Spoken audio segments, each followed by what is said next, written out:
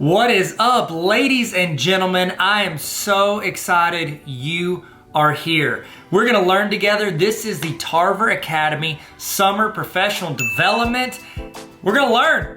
Learning's happening. It's going down today. We're about to get started. My name is Tyler. I run Tarver Academy. It's an online resource for teachers and students and educators, and it's a great community where people just get involved and learn and get better. And I throw resources to you guys, throw ideas around. It's just a lot of fun.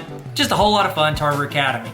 So if you need anything, I'm here. TarverAcademy.com has a ton of resources and things that you can go to check out. A little bit about me, just so you know, you don't think I'm just like, hey, here's a random YouTuber talking about, videos or whatever. My name's Tyler. I started out teaching high school math, and then I moved into a tech director / facilitator role. Then I was a principal of a school, 6th through 12th grade. 6th through 12th grade. Fun ages. That's good stuff, okay? Good stuff. Never any drama, 6th through 12th grade. No drama. And our school had waivers from the state, so we did a lot of online, we did a lot of blended, we did a lot of in-person learning, all the above. So we get to learn a lot, make some mistakes, do some stuff right, and try to learn from everything we did. Then after that, I went to central office, and I was director of curriculum instruction, and now I'm the dean of NLC College. And I'm so excited to be here, learning and growing with you guys. I'm also giving a little bit of time for people to jump in, get started, and we're about to go through some of the housekeeping stuff. We're gonna do a little check-in right now at the beginning, and then at the end of this video, at the end of this training, we're going to have a chance for you to get a certificate showing that you actually showed up and you did the learning, okay? I think that this training and the other trainings that you are gonna get the chance to be a part of this summer are gonna help you grow as an educator. And if you grow as an educator, all it does is help the students and the community that you live in. And so let's try our best to learn something, take something away from this that we can put in our repertoire and get better with. Okay, so the first thing I need you guys to do is I need us to check in, okay? And this check-in, what it does is it timestamps when you are here so that you might not need this later, but if your administrator or whoever comes back and they're like, how do I know you didn't just click to the end? This shows that you were here at the beginning. So you can scan the QR code that is on the screen if you have your cell phone. And on my phone with me, get your phone out. I'll use my wallet, Atlanta Braves wallet. Film that, you just hold your phone over that QR code that you see on the screen. You'll see something pop up at the top. Click that and it'll take you to where you can fill out that you were here. It's very short, very quick. I'm gonna give you a little bit of time to do that right now. Go ahead, scan the QR code, go to the website, check in, and when you do that, you will get an email. If you do not get an email immediately, this happened, I told you, I was a tech director for a long time, okay? I'd say a long time. I was a tech director long enough to know that if you don't get that email that you're filling out right now, it's because you typed your email address in wrong. That's exactly what happens. 19 times out of 19 and a half times, that's what happens. So go ahead and go to that. Remember, at the end of this session, there's gonna be another QR code that you're gonna scan that is going to give you the certification saying that you actually did the training. Both of these are time-stamped. So if your administrator or whoever's in charge of PD for your district wants to see that and be like, how do I know you did this? You've got your check-in email that is time-stamped by me, not by you. It's into a PDF or it's into that email. And then you will also have the timestamp on your certificate showing that you did this. Okay, so hopefully everybody is getting that done. Okay, giving you a little bit of time. If you have any trouble, just keep trying because I think it's pretty important to get that logged in. Now, while we're doing that, if you're finishing that up, or if you can hear me, what I would love for you to do is I would love for you to hit the red subscribe button. This is my YouTube channel, Tarver Academy. That's what I call it. It's kind of where I got this started. I had this before I had the website, and then I put up the website to put all the resources and all the stuff I was doing.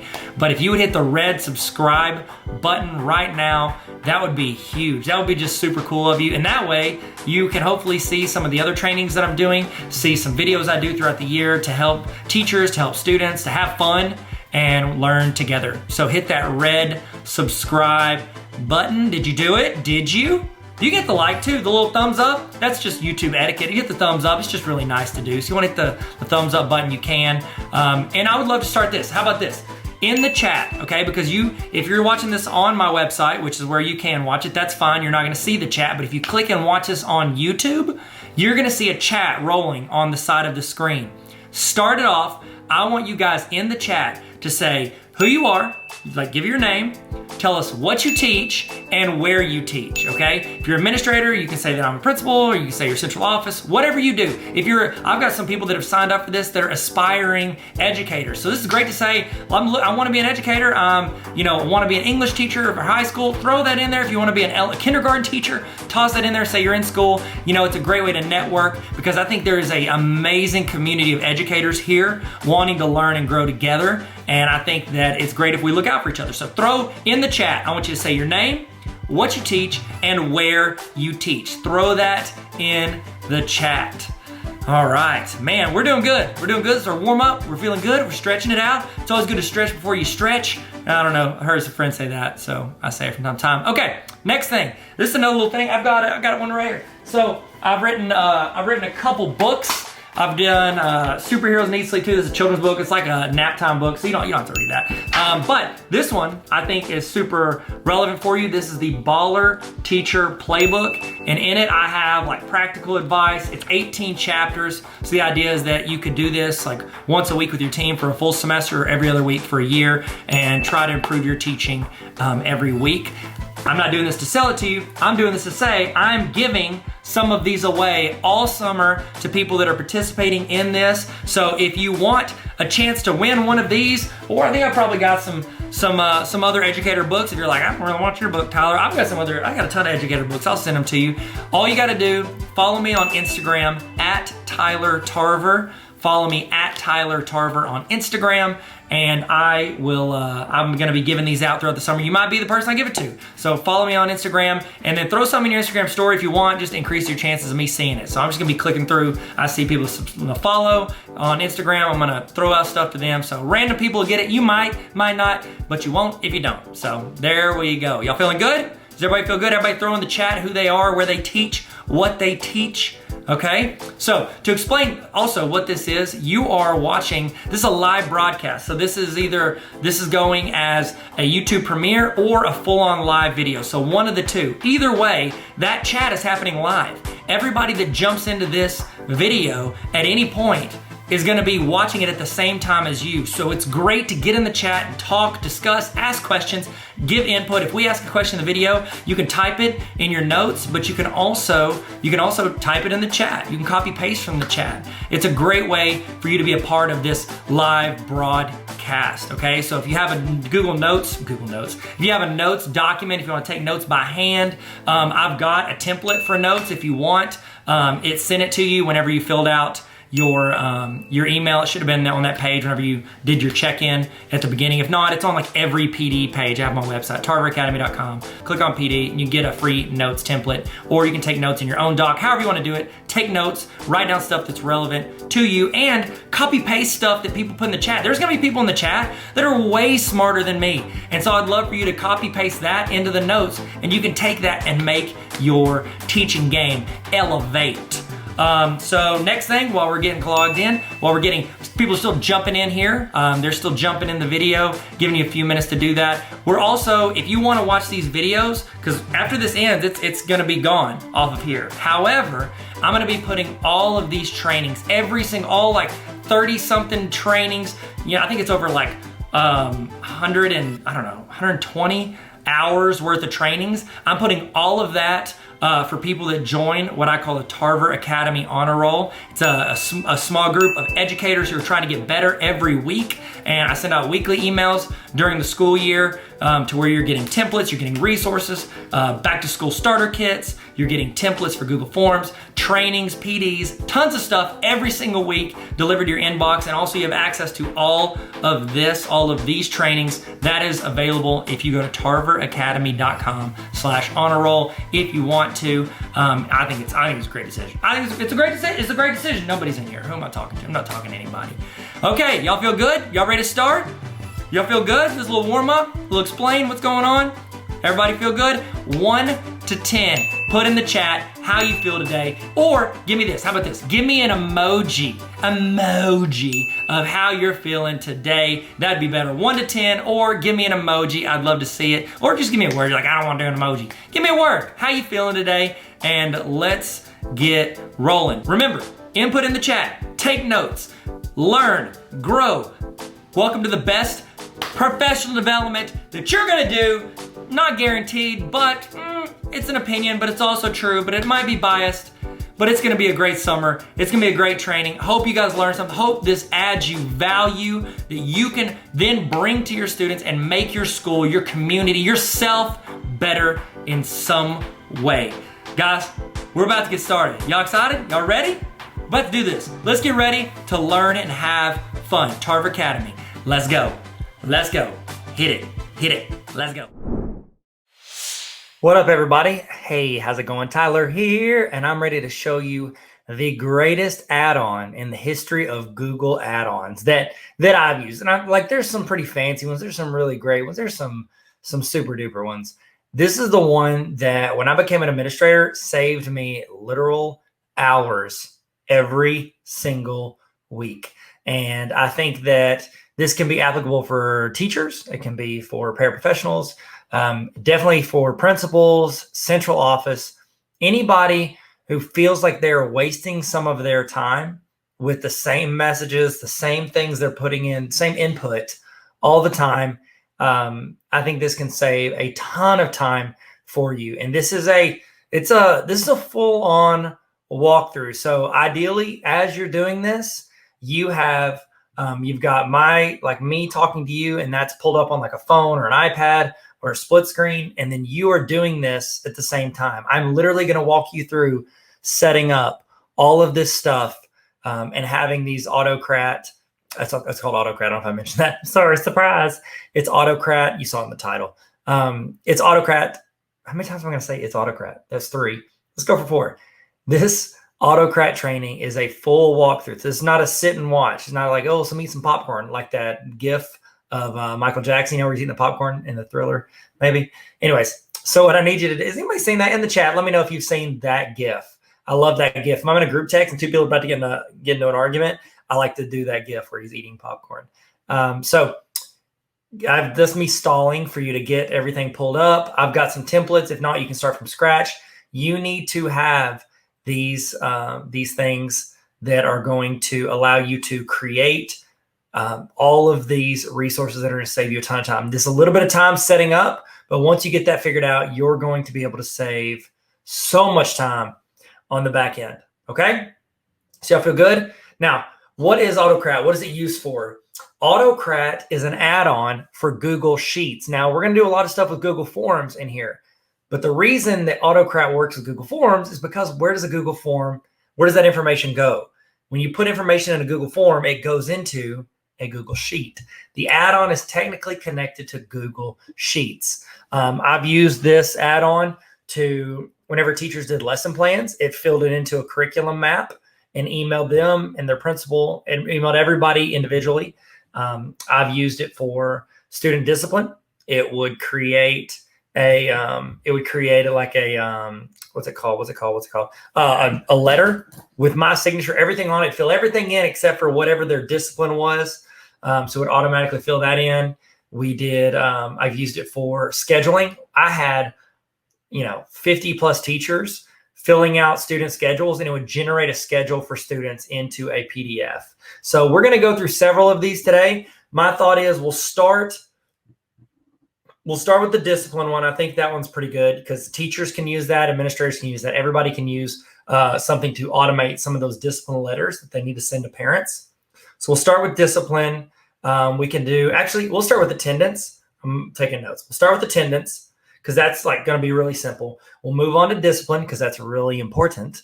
And then we'll roll and do a couple other things based on kind of what you guys need. We could definitely do lesson plans. Do that one. And we'll do that one because I want to start from what we want it to go into, and then we can create our Google form out of that. From there, we'll look around and see what works, see what we have time for, and hopefully you walk out of this with an auto-generated discipline.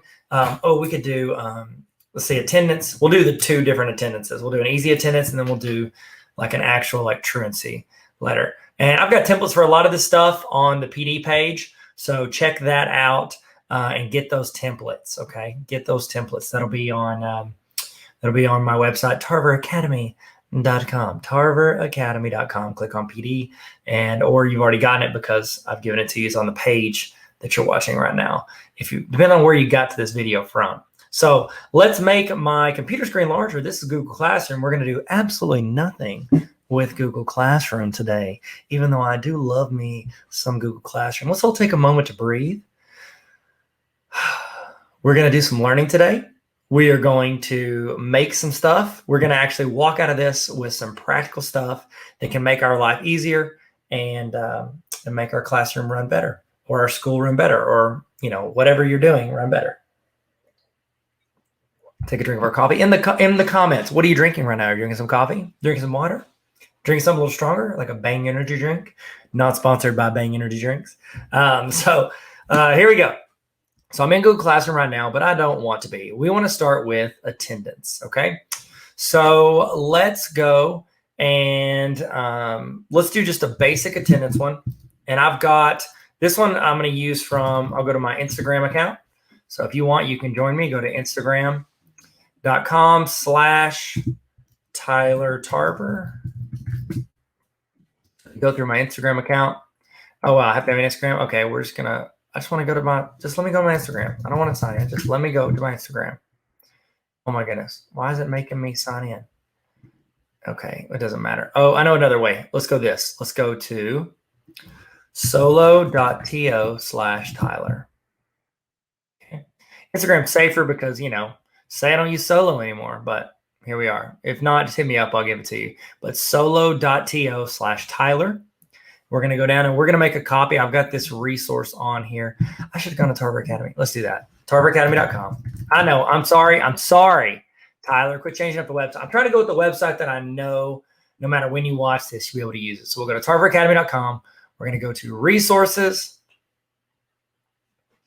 And we're going to use some templates and resources. So we're going to go down to, we want to go to the easy attendance. So let's go, we're scrolling down. I'm under my templates. We're going to go use daily, where is it? No, not Google Student Checklist. Okay, sorry, we are looking for, wow, okay, it's not on here. All right, we're going to, oh man, it should be on there by now. I'll fix it right after this. Oh, there it is. I knew it was there. Student daily check-in, check-out form. So we're going to click on this, and it's going to ask us to make a copy. You can make a copy. Remember, I will not have access to this. This is going to belong to you after this moment. So we're going to hit make a copy. Now we've got our student attendance check-in, check-out form. Okay? Sweet. Okay, you can clean this stuff up later. Let's not do it right now. Okay? So this will be student name. You would do let's say this is for students to check in. So that's the idea with this Google form, is that students go into this form every day and they're checking in to let you know that they're checking in either in person or virtually or however you want. And it creates a check-in. This will be great, and you can have it send to their parents. So let's do this. We're going to add name. It's going to pull their email address. We want to have, say your name. Should have said your name. And then we want to do your parents' email address. Okay. Assigned class period. And that's when they would select what class period they're in. How are you feeling right now? 1 to 10. What is one word or emoji that describes how you feel? Where are you learning from today? Main goal. And then is there anything you need from me? Okay. And let's say you're doing it for you to check in, but also you want them to be able to have their parents check it out if they need it to. Okay. So we've got our form. So we need to go over to responses. You see where it says responses? Because we need to create a Google Sheet. Remember, Autocrat, the add-on, rolls into Google Sheets. So we're going to click here. We don't have a Google Sheet yet. That's okay. We're going to create one. And it's going to create a Google Sheet for me. okay? Now, this is your process. You want to create the form so that you know what information you want. Then you want to go in here. Now, we're not going to add Autocrat yet. Actually, let's go ahead and add Autocrat. So we're going to add, I say that, we're not going to add Autocrat yet. We're going to add it right now. Okay, so we're going to say Google add-on Autocrat. Hopefully you've already downloaded it. That's great. We're going to click on Autocrat. It's the first one usually. And let's see, I think, okay, boom. I'm going to hit install, hit continue, hit yes, I agree. I'm installing it for my entire tarveracademy.com organization. Yours is probably just going to ask if it can upload for you. We're going to hit done. Okay. Okay, so good. So we have Autocrat. I don't need it yet. Remember, we've created the form. It generated the sheet. Excellent. Now, what we need to do is we need to create what we want this to go into. So what Autocrat does is it takes the information in a Google Sheet, and then it generates that into an email. Okay, and in the email, it attaches either a Google Doc or a PDF. You could do it with slides as well, but we don't need that. So it's going to generate into that and then email it to somebody for us. So we need to go into Google Drive, and I want to create a, we're just going to go to new. So you're with me? I just went to Google Drive. I'm going to create new, and I'm going to create a new Google Doc. Okay. Now, essentially what you're doing here is you're making a template. You're making a template for your letter to look like. So, okay. So we're going to go, and this is what I usually label. Daily student check-in. And then I put a dash and I put template in all caps. And you want to keep your template somewhere where you don't mess them up. You don't want to type names in here. This has got to stay the way it is. So we're going to create a template. And we want it to be like, write the letter of whatever it's going to look like. So like if you want to import a photo, like I can let me put a picture in here. So let's do, you don't have to do this. I'm just showing you that you can.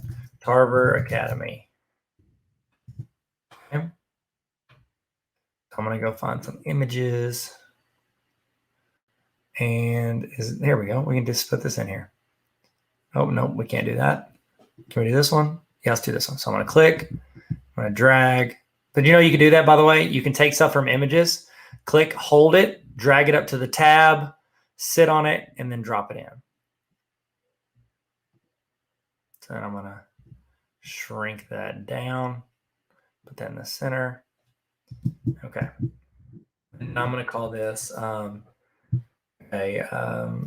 let's say, so you got to think through, what do I want this letter to look like as it comes to me or the parents? I would call it student check-in, check-in. Let's look at, and I always bounce back and forth from my form so I can make sure I get everything I want in there. So class period, how you feeling right now? What are you learning today? Main goal, blah, blah, blah. Okay. Check in, check out. Okay. So let's say, okay, student check-in. And let's just say this is, I think it said check in, check out. We're just gonna say this is a check-in. Okay. So student check-in. Now we're gonna want to put the student's name up here. So here's where the Autocrat comes in. What you're doing is you're building this Google Doc template that every time it, like the trigger hits for your Google Sheet, anytime there's an input of a new piece of information or anytime you run it manually, what it's going to do is it's going to take that information that's put in there and it's going to filter it through this doc. Okay. It's going to push it through the doc and it's going to fill in the blanks. It's like a Mad Lib for whatever you're creating. So, what I want to do right now is I want my student's name of whoever's filling this out to be at the top of the page. So I'm going to write the student name. Now, anytime you have information, this took me a while to remember, to learn. This is the most important part of Autocrat to creating it. Anytime you want to input information from your Google Sheet into your doc, you need to put those two like arrow brackets. They're like they're two not triangles because they don't connect. They're not three-sided. They're two angles, okay? And you want to put Whatever it is you want to fill in, you want to put it between your two angles. And I'm going to show you on the screen. You ready? This is super important. That's why I'm zooming in. See that? It's where the comma is. You do this, and then you put in this. You don't have to do this part, but this is always going to make it easier for you. Go to your sheet. Find whatever it is you want to fill in. We want it to fill in your name. I'm going to double click here. I'm going to copy. I'm sorry, you can't see.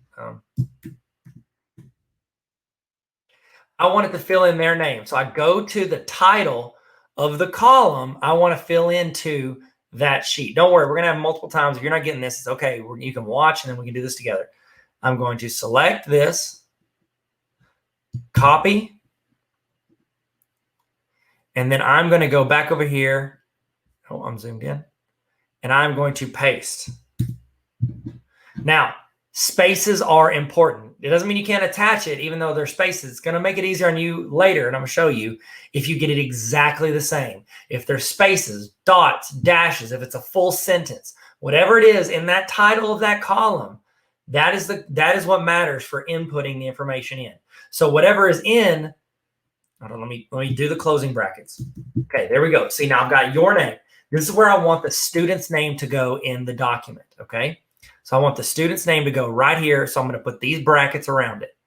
Now, whatever happens in this column, because that title is right there between those brackets, anytime it goes in this column, it is going to take from this column, and it's going to put it in that doc. This is where it attaches it. So I'm going to go here, and I'm going to do the student check-in, and then I'm going to put the date. So this is what we're going to do this again. And I'm going to go do timestamp because I don't like them to put their own in. I'm going to copy this, and I'm going to put it in here. And then I'm going to close that right there. Okay, now let's keep going. Then we'll do a little formatting. So I'm going to make this okay into the left align now, and then I was just saying name. I know it's redundant, but it doesn't hurt. So then I'm just going to copy this, and it can fill in two places. Like this is all in one column, but I'm having it fill into two places. Class period. Oh, I put class period. What else? Let's see. I'm just going here and I'm making sure I put everything I want in there. So parents' email address. I don't want to put that. I can put their email address. Let's see, assigned class period. That's where I want it to go in. I'm pasting it in there. Let's see what else we need to put in here.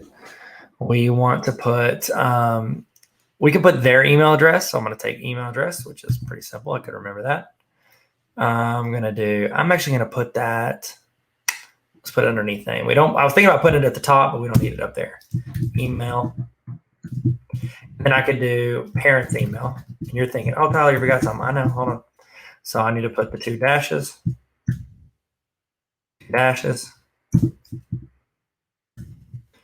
And then I need to do parents' email address.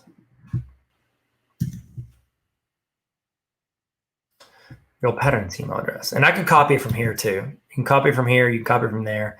You can copy it everywhere. Parents' email address. These I'm going to make bold because I think those are the most important. Oh, I got ahead of myself for formatting. Sorry. Okay, class period. And then I'm going to do, see what else we want to put in there. Parents' email, your name, your assigned class period. We've got all that. Let's do how are you feeling right now? And then I can put this. I can put it right here. And then I can put a dash, and then it'll fill in. Now, you're like, oh, Tyler, you put that in there twice. Correct. I did. And the reason I did that is because I wanted to fill in on the right side, and then on the left side, it's like, it's answering the question. Now, you could do a table here if you wanted, but I mean, do y'all want to? We could do that. Do y'all want to? Yes or no in the chat. Do y'all want to do a table? Sure, why not? Let's do it. Okay, so we're going to do a table. So first let's get all the information, then we'll figure out. We'll get fancy in a second. Okay, how are you feeling right now? What is one word or emoji to describe how you're feeling? So let's see. That's going to be a number. Here's what I'm going to do. I'm going to have that there. So it's pretty much the same question. I'm just asking it different ways. and then I'm going to put it here. So it's actually going to fill it in twice. So it's going to fill the number on the scale of how you're feeling right now, and then it's going to describe their feeling with like an emoji or something like that. Okay. And then what are you learning today? Where are you learning today? And let's look at the question so we can word this correct. School, home, or other. I am learning from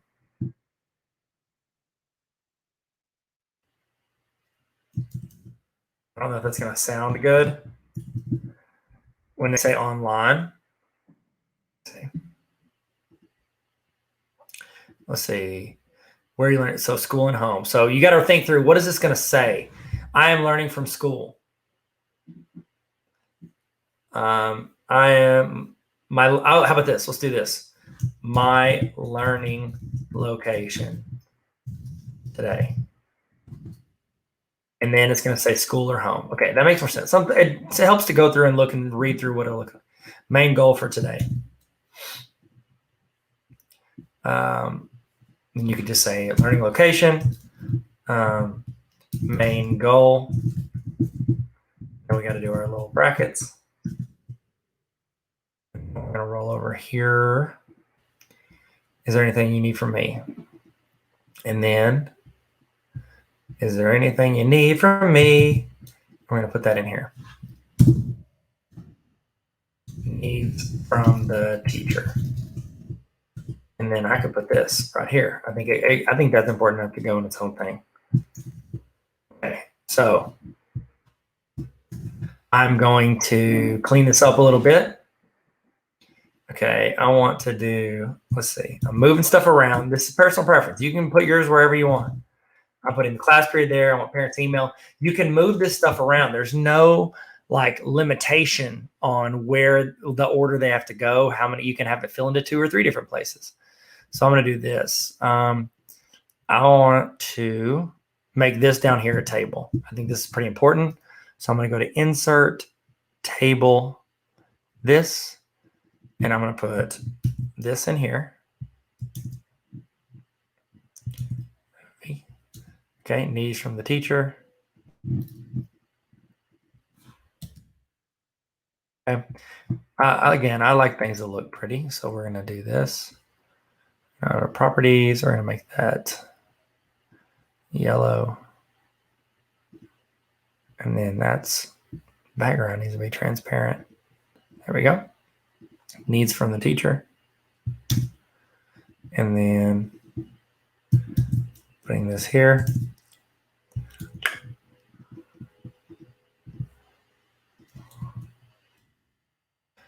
Okay. So I've got my important stuff up here: name, email, class period, parents' email. That's the stuff to get in contact with them. Now, this is going to fill into the table. Tables are great for organizing information, especially when it fills in like this. So that's why I wanted to throw one of those into the mix. Also, you can change the font size, style, all of it. So like, I'm not a huge fan of Arial. So what we're going to do is I'm going to click here and I'm going to change the fonts. I want the font to be Montserrat. Is that how you say it? Montserrat. And I want their name to be bigger. Let's say I want it to be 30. Too much. Let's do 24 in bold. And then I want this to be italics and then the timestamp. Okay? Hey, what's up? How's it going? Wow, it was so good. So good. So great. So we're going to do a break right now. If you need to go use the restroom, grab something to drink, get a snack, whatever you need to do, you can go do that. You know, make a call. I need to make a call. I got a text message. I got a call. If you need to do that, go for it. I'm going to show some videos on the screen that hopefully will add you value in case you stick around, get your notes together, maybe record some stuff you've learned so far, reflect. But we're going to throw some stuff on the screen. There's a timer on the screen to show you how long you have till we jump back in to what we are learning. So keep an eye on that, and I'll see you guys here in a minute. Here we go. Okay, let's go. Hey, Finn, say hi. Hi. So today I want to show you how to make a sick looking resume super easy on Canva. There's a lot more you can do, but this is a super easy way. And I just got done helping some of my college students do this for jobs they're applying for. You ready, Fennec? Okay. So go to canva.com. If you don't have an account, they have free accounts. I've got it linked in my bio for you to sign up. So go in there, and then the search up here in Canva is just sick. Type in resume.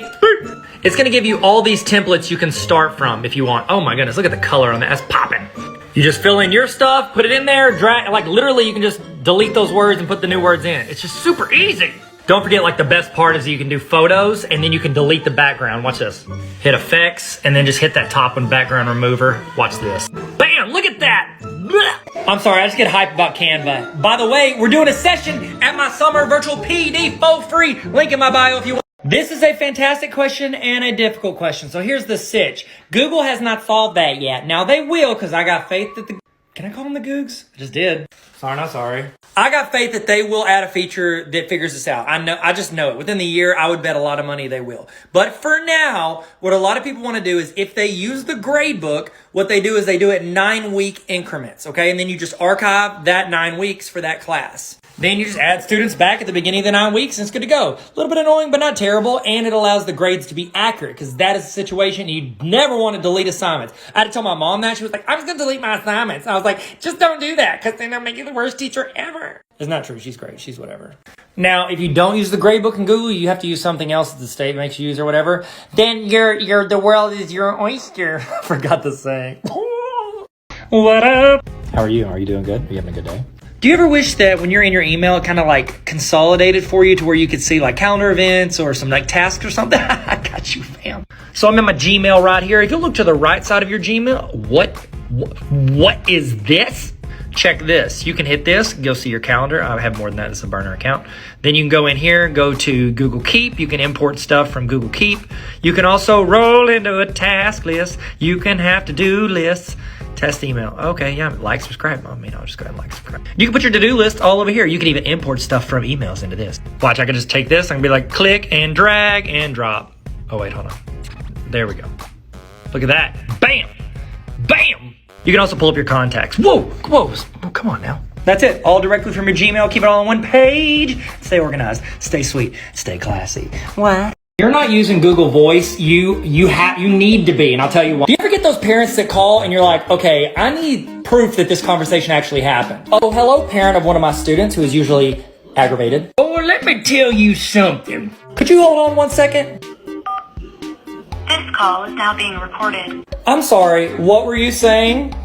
I think we're all trying here. Then whenever you hang up, it's going to email that audio transcript directly to your email. So if you start every phone call you receive from students, parents, or whoever, you'll always have documentation of how that conversation went down. It's just really good to have your own back. From a former principal, straight up, it's always good to have documentation. If you want, I made a shortcut linked in my bio if you want to download the app on Apple. Also, Google Voice is completely free. It's free. Download the app on your phone. Follow for more tips and tricks. Don't miss out on the goodness. Public service announcement for all people using Google Drive. If your Google Drive desktop looks like this, that is not correct. Click on the 3 lines, looks like a Thanos Infinity Gauntlet, and make it look like this. This is the way it should look on a desktop. Prove me wrong. I want the font to be Montserrat. Is that how you say it? Montserrat. And I want their name to be bigger. Let's say I want it to be 30. Too much. Let's do 24. In bold. And then I want this to be italics. And then the timestamp. Okay? So whenever you do that, when you change that font, it's going to change the font as it's filling into the document. Okay. So here we go. All right. So we've got this. We built our template. Now what am I going to do? I'm going to leave it there. I just need it to be in my drive. I'm not going to forms. Remember, this fills in from Sheets. Now I've already downloaded Autocrat and you have too, hopefully. Okay. So what we're going to do is we're going to go up to add-ons. Going to go to Autocrat and we're going to go to launch. So go into your Google Sheet. You're going to go to Autocrat and then you're going to go to launch.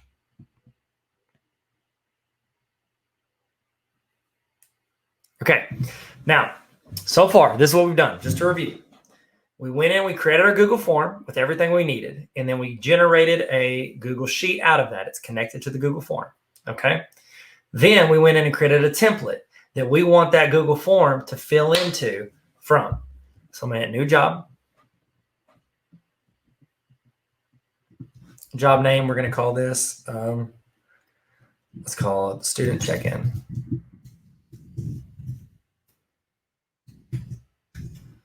Okay, next. Now, that's step one, you're just titling it. That doesn't really mean anything. It's just if you build like multiple autocrats. Sorry, I forgot to walk that through. Step one that I just did, let's go back. This right here is just labeling this, this autocrat job. They call it a merge job, whatever.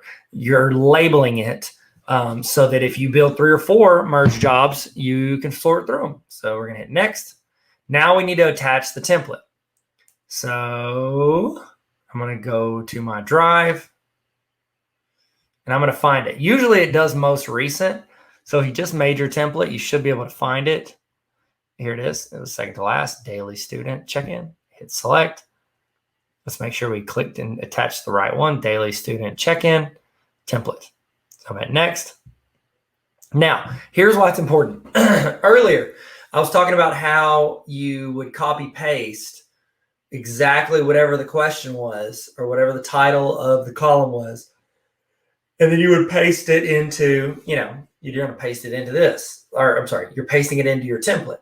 The reason is because if you get it perfect, spaces and all, then it's going to automatically connect the Autocrat to it because it can recognize it. So let's see if we had any errors. If you had any errors, you'll see like a little red tag there, but it looks like we did everything correct. You can always change it around. Let's say under your name, I wanted to fill in the parent's email. I could. You can change it up. You can choose your own adventure here, okay? Right here, this is the tab, and we're connected to this first tab. Usually it's generated to the first one. Starts at header row 1, data row 2. That's because it wants to skip the titles.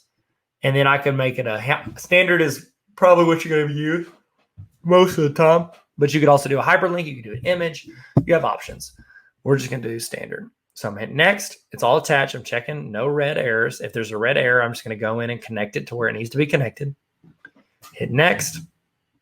I'm going to fill in my name the file. So this is anytime you fill out the form and it goes into the sheet, it's going to generate that student check-in. Now, from here, I'm going to have it create a file from this, okay? Here's what you got to think through. How do I want the organization of my files to look? So I could go in and I could do, we could do a timestamp. I don't know if I want the timestamp. I could do the student. It's going to be the student name or timestamp. I'm thinking this is going to go into a Google folder. There'll be PDFs.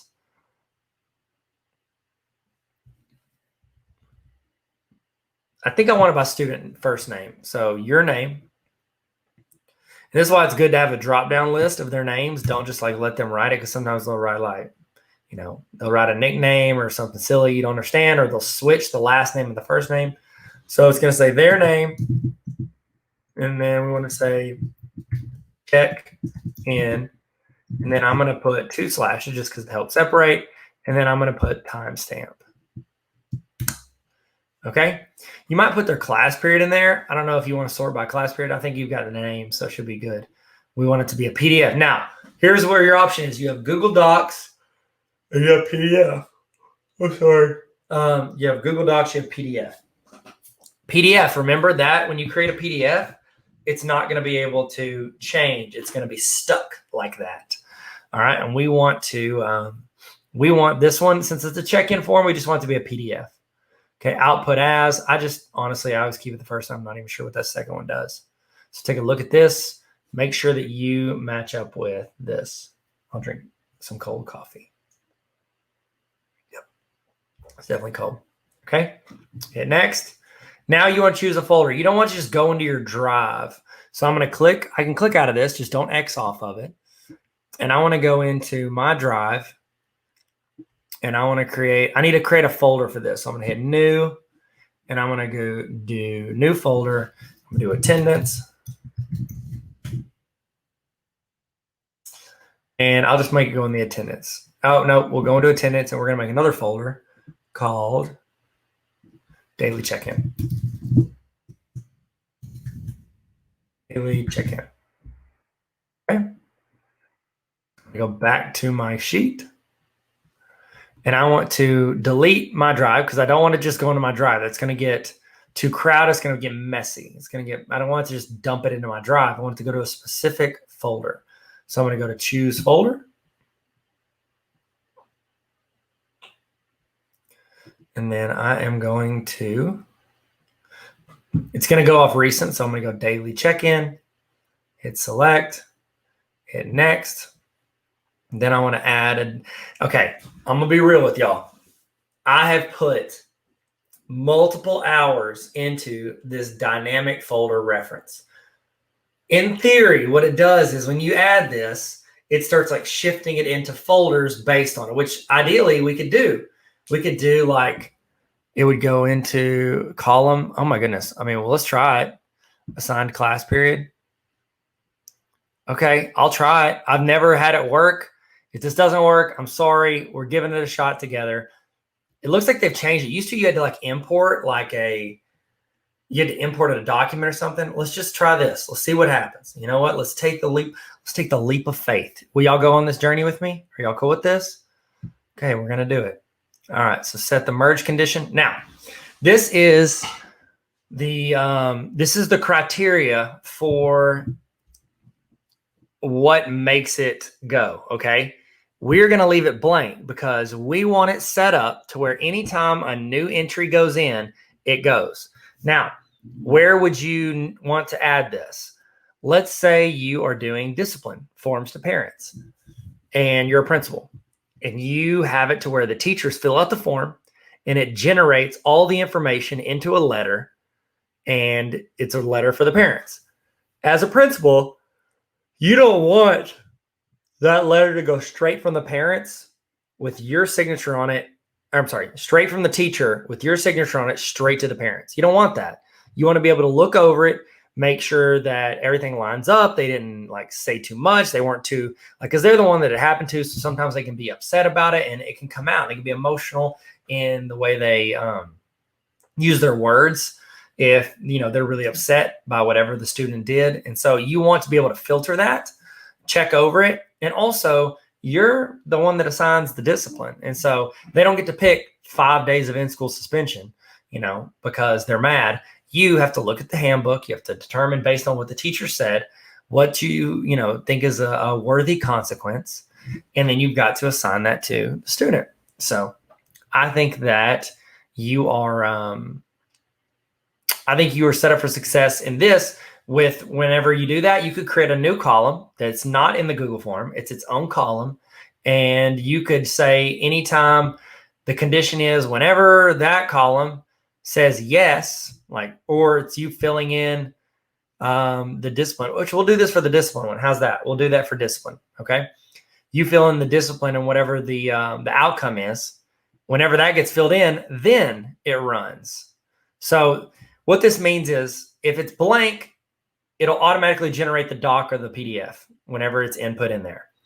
If you add a condition, that means when something says a certain thing, then it generates it and sends it. We do this for our college. Whenever we have a spreadsheet with all the students, and, you know, students to go to college, they have to get in certain documents. They have to get in like their ACT scores, their high school transcript, their immunization stuff, and then, you know, any college credits they have.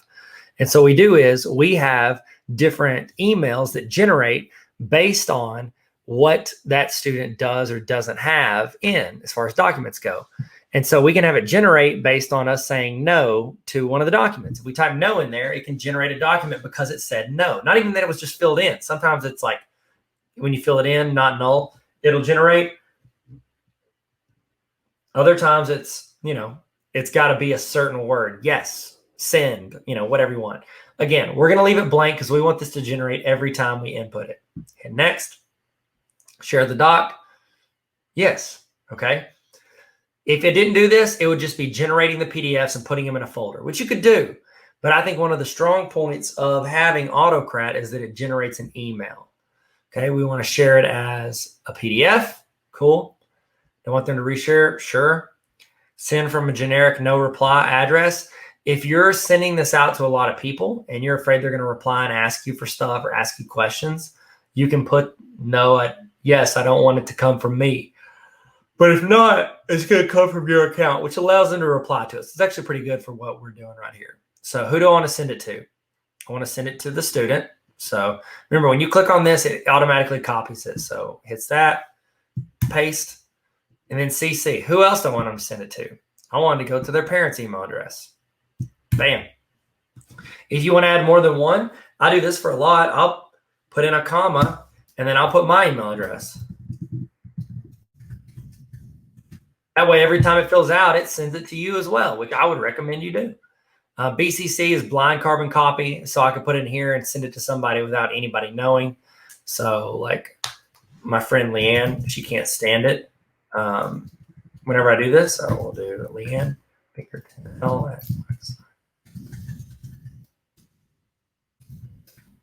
Okay, and then we're going to do the subject. Remember, just like it fills in the email addresses, the title of the file, you can have it fill in the subject of the email. So you could say, you could do timestamp. So it'll fill in the timestamp, check-in, and then we could do the student's name. So it's going to fill in. So whenever they input, it could be like, June 2nd, check-in for Tyler Tarver. And then the body of the email. I'm so glad you started your day.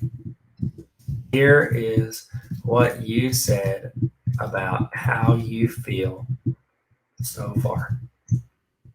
And you can do this. I'll go back to the template, and then I could just grab this stuff. And then I could paste it in here. So this, how you're feeling right now. I would change that to how you're feeling right now. Okay. And then I would just say scale of 1 to 10. On a scale of 1 to 10. Remember, because parents are going to see this too, so they don't have the context of what's happening. Then I would say how you said you feel via word or emoji. Okay. And then let's see, your perceived. That's why your no, I didn't. I will spell perceived wrong. Oh yeah. Oh no. Okay. I'm sorry. I shouldn't have said that. Okay. Where you indicated you're learning from today. Where you're learning today. You'll say home or online. And then our main goal, and I will say your perceived main goal for today. Okay. And then if I'm the teacher and I don't want to go into the PDF, I could say what you indicated you need from your teacher today. Okay, and then I'm going to put that in here, and I can get that from this. And remember, it might not make sense. Like it says, is there anything you need from me today? Like that doesn't feel like it makes sense. But remember, it's filling in the answer from that question. Okay. And then you can say a little personal message. If there's any question, I'll say, you have any questions or concerns, please don't hesitate to let me know. Thanks again. I put too many exclamation points. Anybody else in the chat, do you put too many exclamation points? It's a problem. Okay. So I feel like we've got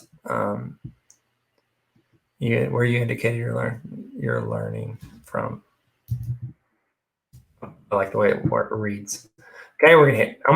Sometimes I'll touch this Tyler. I go in and if I write a lot, I like to copy in case something crazy happens. I just copy all that. So I don't have to type it again. Hit next. Now, this is your last step. When do I want it to run? Do I want it to run like routinely, like once a day, once an hour? Do I want it to constantly run and cycle through? Or do I want it to run as soon as the form submits it? I want it to go on a form trigger. You're going to say yes. Okay, and we're going to hit save. And we just wait. Don't do anything crazy. Get some water, hang out, chill. Bam. Okay, so now we've created it. This is a job. This is an Autocrat job. We have it. It's in Autocrat. I can show you how to get it. Let's hit this X. So I can get here by going to add-ons, Autocrat, and launch. And it should be here. If not, we got to start over.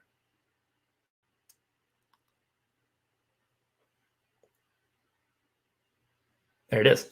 Now, if it ever gets stuck, every now and then, if I do like a really like huge Autocrat, or I've got it running like, a couple hundred times a day, what is going to happen is you're going to have to go in and hit this play button, and that's going to run the Autocrat. This little editing thing, that's going to allow you to go in and change it, edit it, so you can fix it, adjust things. I always like to run it one or two testers. I run a tester on my own, read through everything, make sure everything filled in correctly. Then I have someone that I trust do a tester for it. And then after that happens, then I'm like, okay, it's good to go out to the world. This is previewed. I can look at it or I can delete it. Okay. If there's an issue, this will be red. So these two things right here will have like a red tag behind them, and it'll say it's like messed up. Okay. So now let's go in and let's see if this works, shall we? I'm going to hit the eyeball. That's my preview. So I'm going to fill out my form.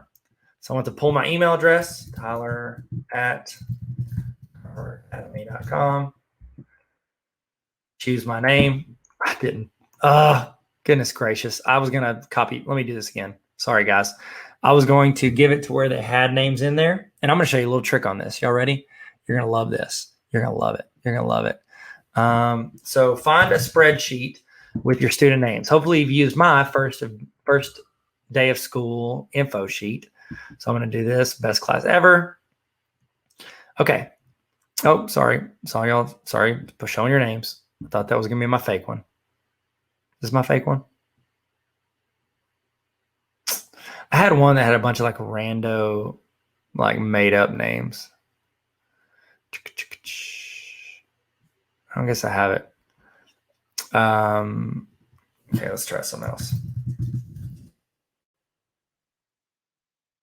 Okay, well, I don't want to use people's names in case they don't want, so I'm just going to create a new spreadsheet. You're going to have a spreadsheet because you went in to my tarveracademy.com/resources, or the link in my Instagram bio, and you have gotten a first week of school, and it's going to fill in. So you're really just copy pasting from the 150 or the 20 or the 5 or the 500 students that you have.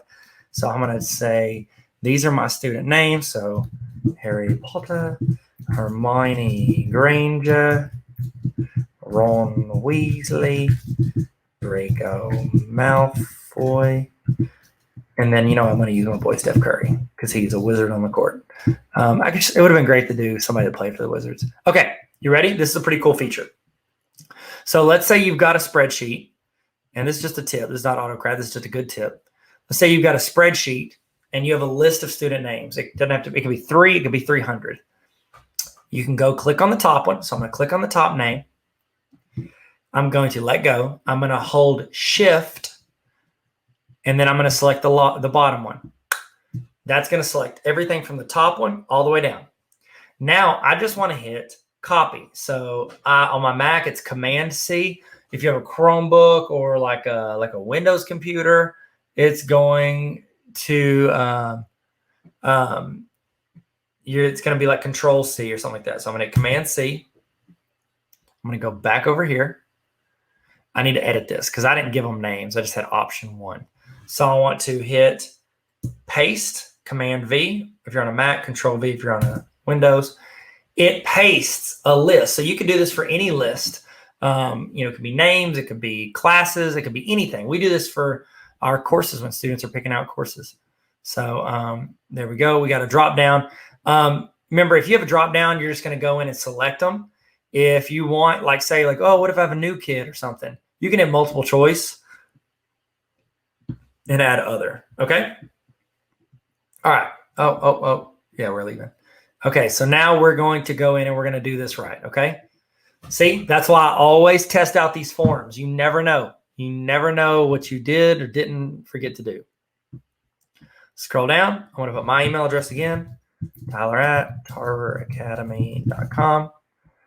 Then I would have the student pick their name. So let's say I'm, Harry Potter. Harry Potter. Parents' email address. I can put my other one. So I'll do tyler@tarver@gmail. Then they want to pick their class period. Say it's 5th period. How are you feeling right now? Harry's an 8. Saying had headaches. What does one word or emoji describe how you feel right now? I'm tired. Okay. And then where are you learning from today? He's at Hogwarts, but we're going to say home. Main goal for today, finish fence against the dark arts, homework, and stay away from Snape. It's cheesy, but here we are. Is there anything you need from me? Could you please give me an extension on my divination?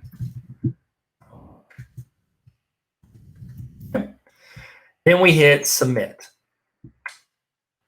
Usually it takes just takes a few minutes for this to go through. And it looks like it came through. So here we go. I'm going to go check my email. Sorry, I can't see her on my camera. And we're going to hit refresh on the page. So we're going to go and look. Here we go. So it titled the email. We wanted to do timestamp. So it did the date and the time. I see the PDF is there. It says check in for Harry Potter. So it worked on the title. Remember, you're looking for all this because you want to find any mistakes you had. So I'm going to click on it. And let's see. Okay, it looks like it went to me. It went to all the stuff that we had indicated. It filled in the timestamp, said check in for the name of the student. I'm so glad you started your day. Here is what you said about how you feel so far. How are you feeling right now on a scale of 1 to 10? I said I'm an 8. It looks like -8. I probably need to fix that. How you said you feel via word or emoji. Tired, where you indicated you're learning from today. Home, your perceived main goal for today. Finish the homework. What you indicated you need from your teacher today. Could you please give me an extension on my divination homework? If you have any questions or concern. Everything filled in. Now, what I'm looking for is I'm looking for gaps. I'm looking for anything that was messed up, anything that is continuity errors, anything that is not rolling the right way on this, okay? Then we can click on our PDF, which looks like it was attached. Let's see, the title is the name of the student, check-in, date, filled in their name, student check-in, name Harry Potter, my email address, class period, parents' email. How are you feeling right now? I'm an 8 and I'm tired. I like how that turned out with the number and then the slash and then the description. Learning location, home, main goal, finish that homework. Needs from the teacher. Could you please give me an extension? Boom. This is now a snapshot in time. It was sent to all of them. Me as the teacher, or me as the student submitting it, me as the teacher, and the parent. Now, if you ever need to get to these, you could go to your drive, and then you could go to, I think we called it attendance. Double click on that. Daily check-in. And it should be in here. I don't see it. Well, let's hit refresh and see if we can see it. It should go into this folder. I would give it a few minutes because it's probably going to show up in there here in a little bit. But I can always get to it from here. Watch this. So whenever I filled that out, it went into, not that one. It went into this spreadsheet. So it filled everything in. Remember, it's filling all these things in from here.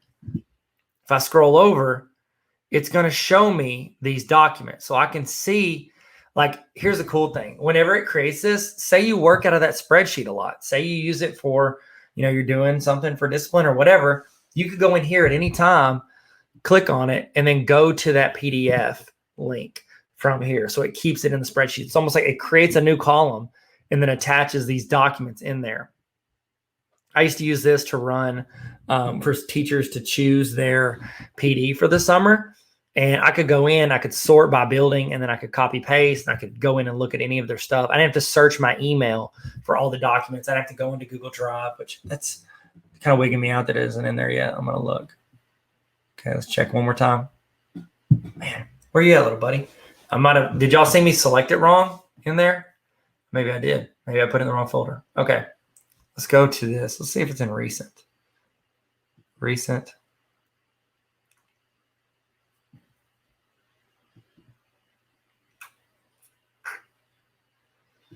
Let's see if we can find it in location. So we want to show, I'm going to right click on it. And I'm going to go show file location. Looks like it just went to my drive. Did I attach it? I thought I did. Maybe I didn't. Maybe I just stuck it on my drive. Let's go fix it. So this is what you're doing. You're doing this so you can go back in. You can go to add-ons. You go back into, you relaunch Autocrat.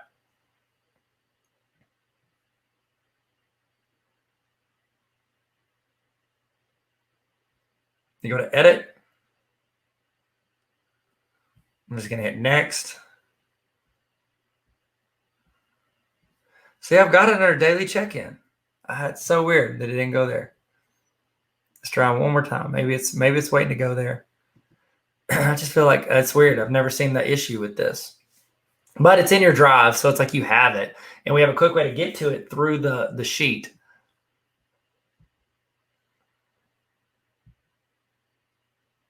Might be a permissions issue. We'll have to check. Okay, sweet. I'm going to reattach it just in case. I'm going to hit choose folder. I can just put in attendance. I'll do a daily check-in. Hit select. And I'm going to hit save. Okay, so we're done. We did it. Now, anytime a student goes in and generates that, it's going to email them, their parent, and me. Okay, and then I can always go look at it because a lot of kids are going to be like, I'm going to put a different person by my parent because I want them to know. But the parent comes to expect the email too. They want to know, like, say their students working from home. They want to know that it actually, like, they got their day started.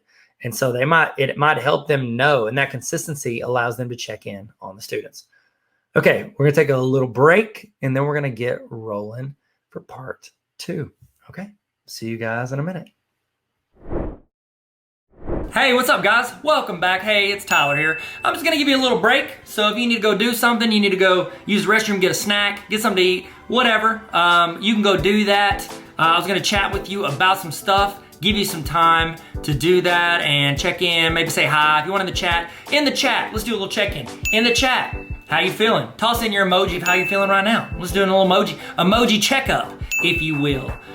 So while you're doing that, I do want to give, you know what? I spent a lot of time writing this book, and I genuinely think this book is going to help you in your classroom. It's gonna inspire you more than anything. It's a read with me, and one of the things that I feel like I've never been the smartest dude in the room. I've never been, the most talented, but I'll say this: I was always been pretty approachable. I think I've been approachable, and I think what this is, I've tried to be as relatable as possible. I'm talking about my experiences, things I've run into in the classroom, what I've learned as a teacher and as an administrator and as a student, what I learned. And so this is the Baller Teacher Playbook. If you're interested in checking this out, I recommend. Of course, I recommend. It's my book. It's not the best book on education, but I think it's good enough to help you in some way. It's got a lot of practical experience in it. I've got quotes. That's a do you boo boo. I could have picked a better chapter. Here's one thing. I want to show you one thing that I did at the end of each chapter because I know teachers. Okay, I've put in practical application. I put in reflection because we know reflection is important, even though we never have time to do it. But it's got spots for you to write that in. So this is something you can work on by yourself or with your team. But here's the part that I did, and this is legit just for teachers. I don't know if you can see that. I put in, at the end of each chapter, I have a section called TLDR. That's internet talk for too long, didn't read. So what that means is, let's say you've got a team meeting, okay? Because there's 18 chapters in here. That means you and your team, or you and your building, you can go through a chapter once a week. You meet on your planning period, spend 10 minutes talking about what you did, what you tried, what worked, what didn't work, stuff to help improve your class and improve your students.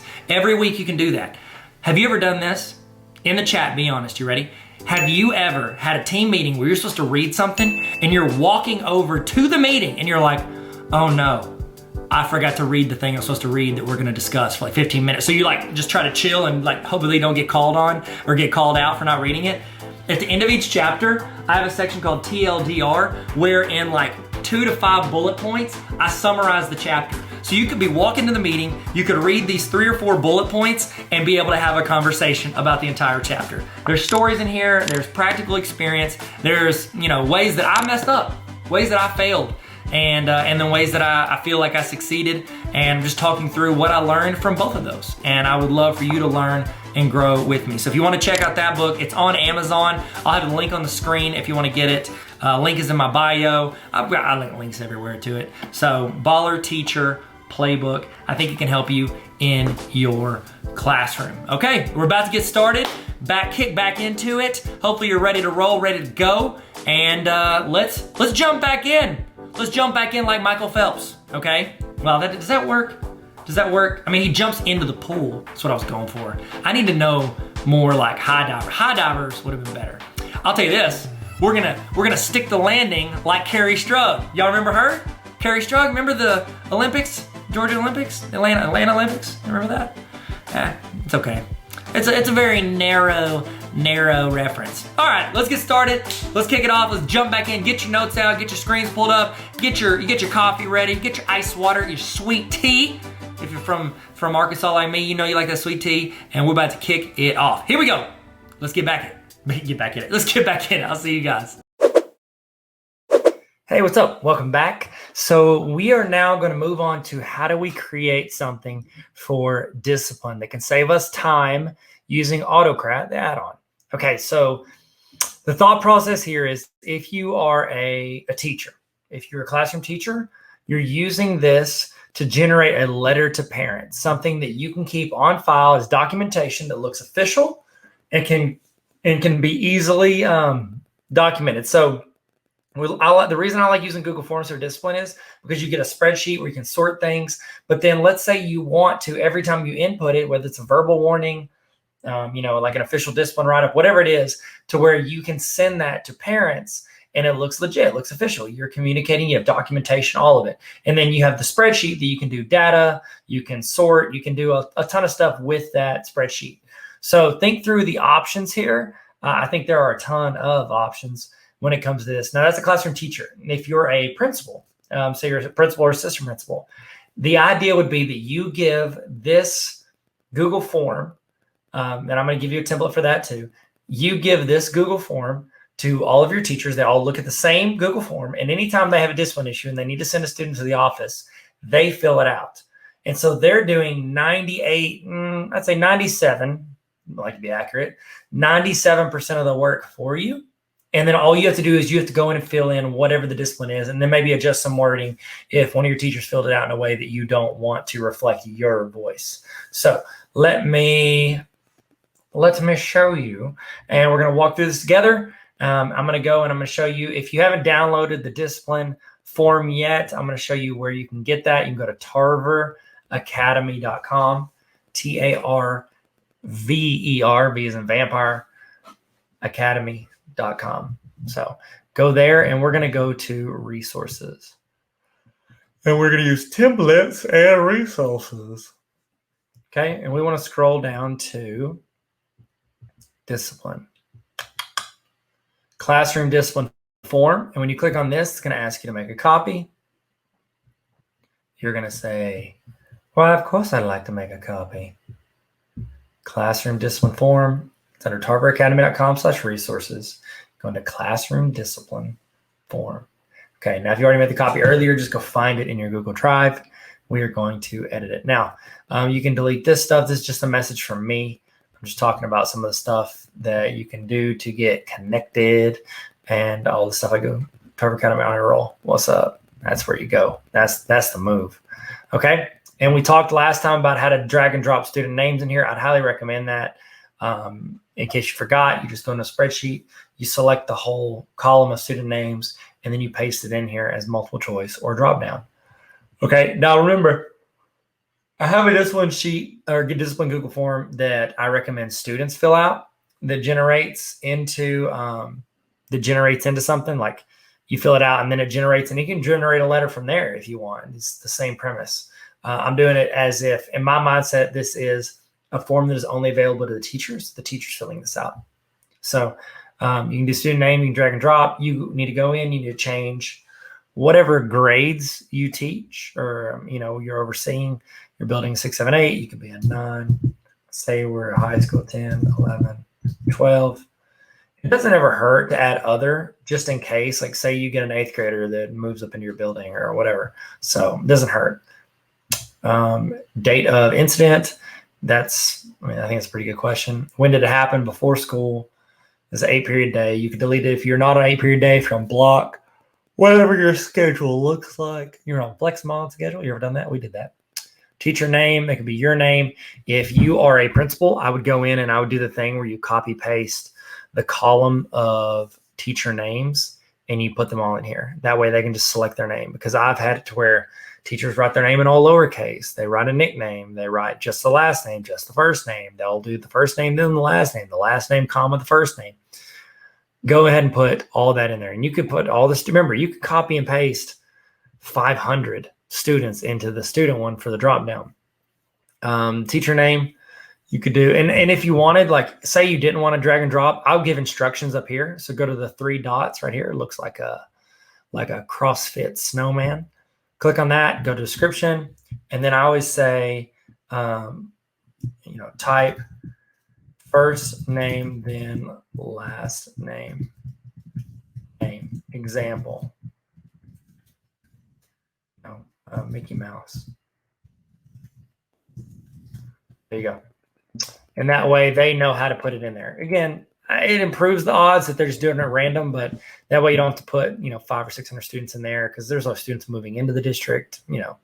They go by a certain name as opposed to another name. Teacher names I would drop in there, though. I had that on mine. I had all my teachers' names in there. Okay. Now on behavior, I've got it set up. I would go in. We can do this right now. You don't have to do it all now, but you can do this later. And again, it won't change your Autocrat. It just changes the drop-down options.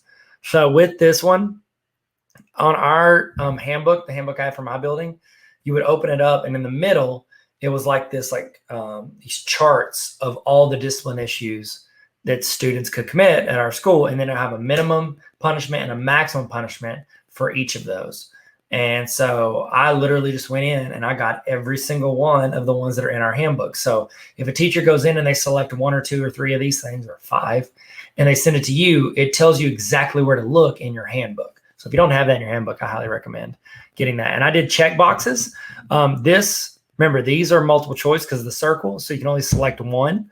With this is, you can select multiple, because usually when a kid gets in trouble, it's not just like, oh no, they punched another kid. It's like, oh no, I keep yawning. I'm sorry. I didn't bring any water in here. I don't know if water helps or not. I, for some reason, think it does. How do you get rid of yawning? Anybody got a cool way in the chat? Let me know. How do you get rid of yawning? Like, I've heard hold your breath. No, that's hiccups. What am I doing? What am I thinking? Okay, let's say that in the chat. How do you get rid of hiccups? And then also, how do you get rid of yawning? If you're saying, like, how do you get rid of yawning? You're like, go to sleep. Yeah, that's one way to do it. So this checkbox, remember, this means you can select one. This means you can select multiple. Usually when a kid gets in trouble, they're not just like, oh, I got to fight. It's like, I cussed at a kid and then I got to fight. You know what I mean? And then it's insubordination because they didn't listen to you when you're like, stop fighting, y'all. Positive behavior. I recommend this as well. It doesn't really translate here if you're sending it to the principal. Maybe they don't need to be like, hey, because you wouldn't, like, I don't know. Talk to your principal. If you're a principal, figure out if you want the positive in there. Teacher intervention. What all did you do? I did a verbal warning. I did a first offense, second offense, and then I sent them to the office. Because every teacher might have different procedures when it comes to like getting the students to your office. And this is important. Describe the incident. That's where they tell you. I would probably make that required. I can't believe I didn't already have it required, and now it's required. So they have to see this. Let's see. You'll see that red asterisk. That means it is required. Okay. So we've got our discipline form. We've done that. So I'm going to go to responses. And I'm going to create a spreadsheet, and I'm going to just leave it as is. You can retitle it if you want to. I'm just going to use it what it was. Okay. So we've got all of our stuff in there. Now, what we want to do is we want to go in and we want to create an Autocrat that generates based on, like, it builds a letter after we put the information into the Google form. So remember, we're not going to go to, you're like, okay, go to add-ons, go to Autocrat, let's go. This is building the email. This is afterwards. We need to create a template first. And I've actually given you some example templates. I've got it in my, I think it's on the PD page for this. But I think I've got them right here. Said, nope, that's not it. Oh, that's not it. That's not it. Autocrat.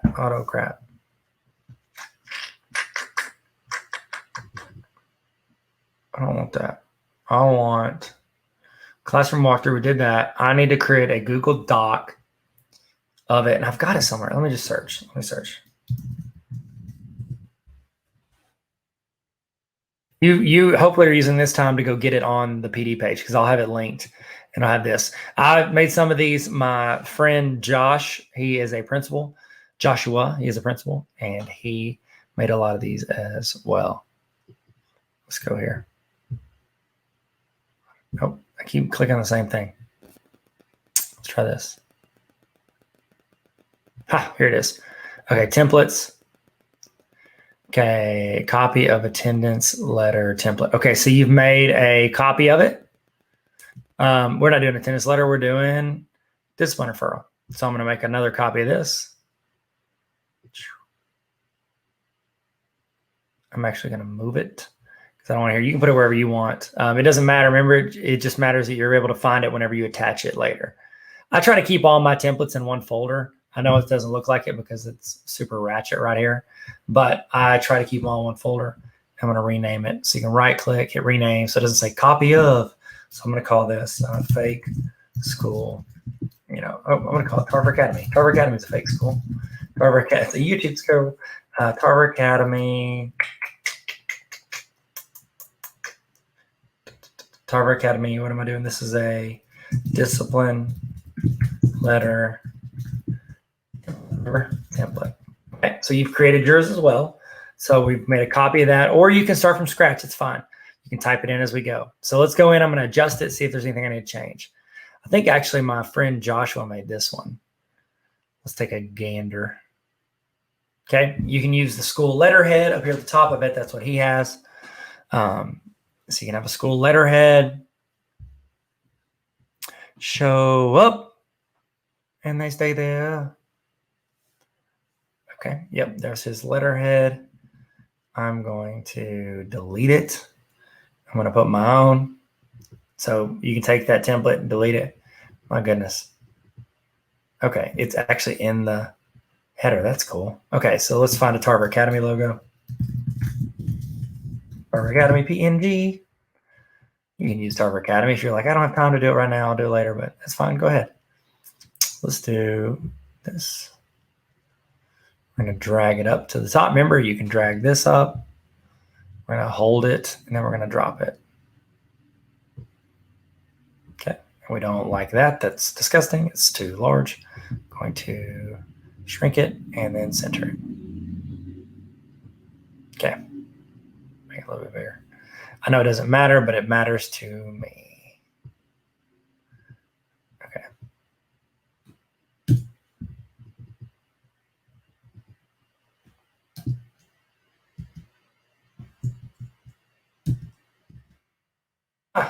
Far.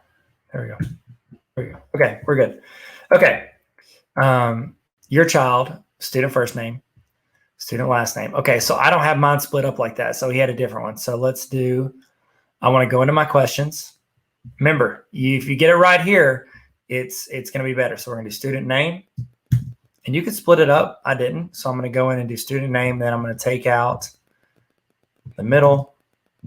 Student name has been assigned. Disciplinary action taken by administration. Okay, so here's what he did, and I'm going to show you both of these. I'm going to show you the first one, and then we'll go back in and add this. So don't let me forget.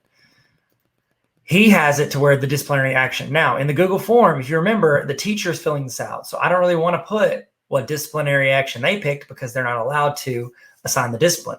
The administrator has to do that.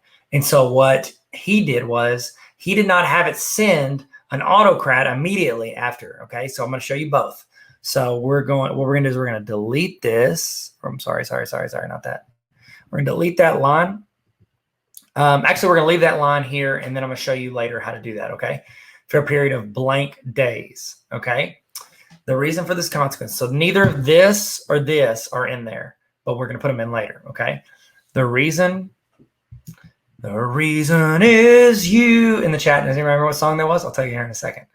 It's like, you remember in those magazines, highlights? It's like, if you want the answer, skip to the bottom. It's like upside down at the bottom of the page.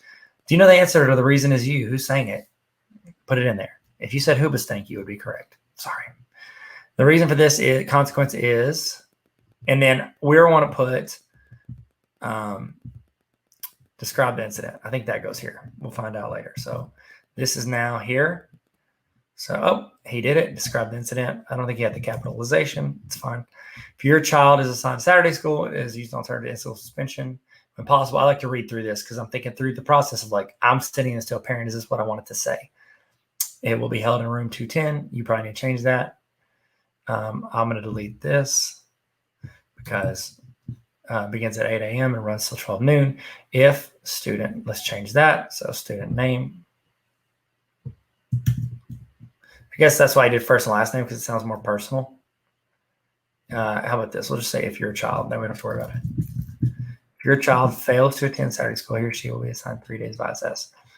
If a child is assigned ISS, it will be used alternative to school suspension when possible.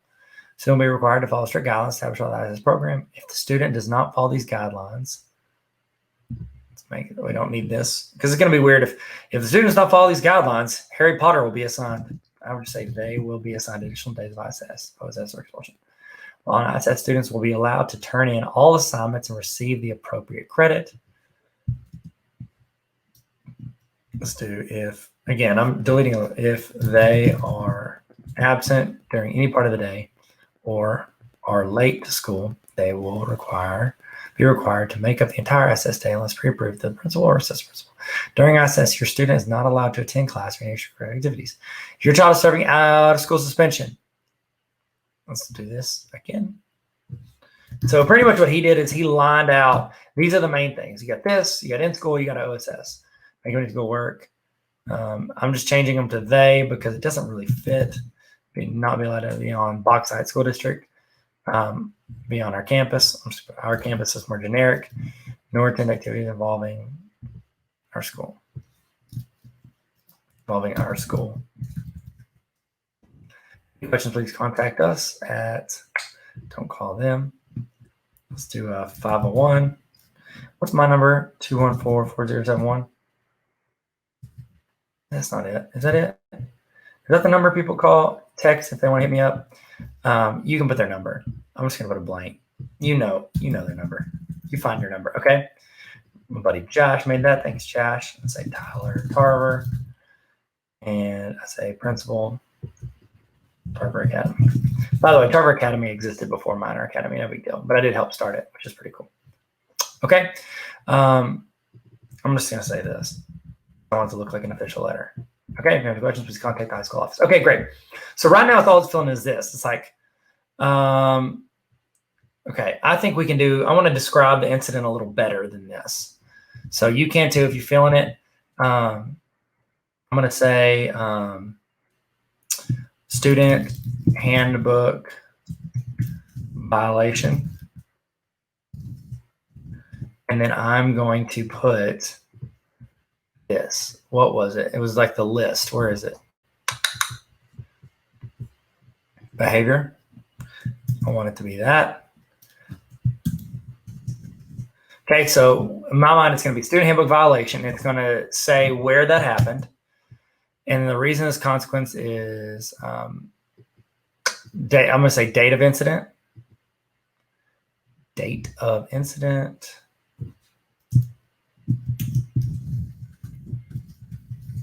I want to put the date in there. I'll give you guys this template. Not a big deal.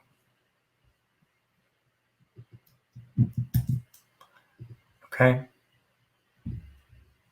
And you're like, well, I could do timestamp. Remember, if you do timestamp when you fill this out, that means that you're relying on everybody to fill it out immediately, which might not always be the case. Okay. But you don't need to really put teacher name in there. You just need to put the violation, and then I'm going to date of incident, and then I'm going to put description of incident. Okay, we're going to make this bold. I think this is important stuff. It's like the TLDR on the internet, too long didn't read. So let me put whatever that question is. The incident. So this will allow them to see a description of what happened. Okay.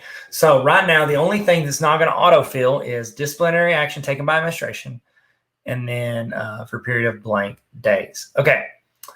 So we've got our template. I'm going to leave it there because we're going to come back and do some stuff later. I want to give you the option of that. But the main thing is that we have this. Okay. So I'm going to go into, now I'm going to Autocrat. So I'm going to go to add-ons.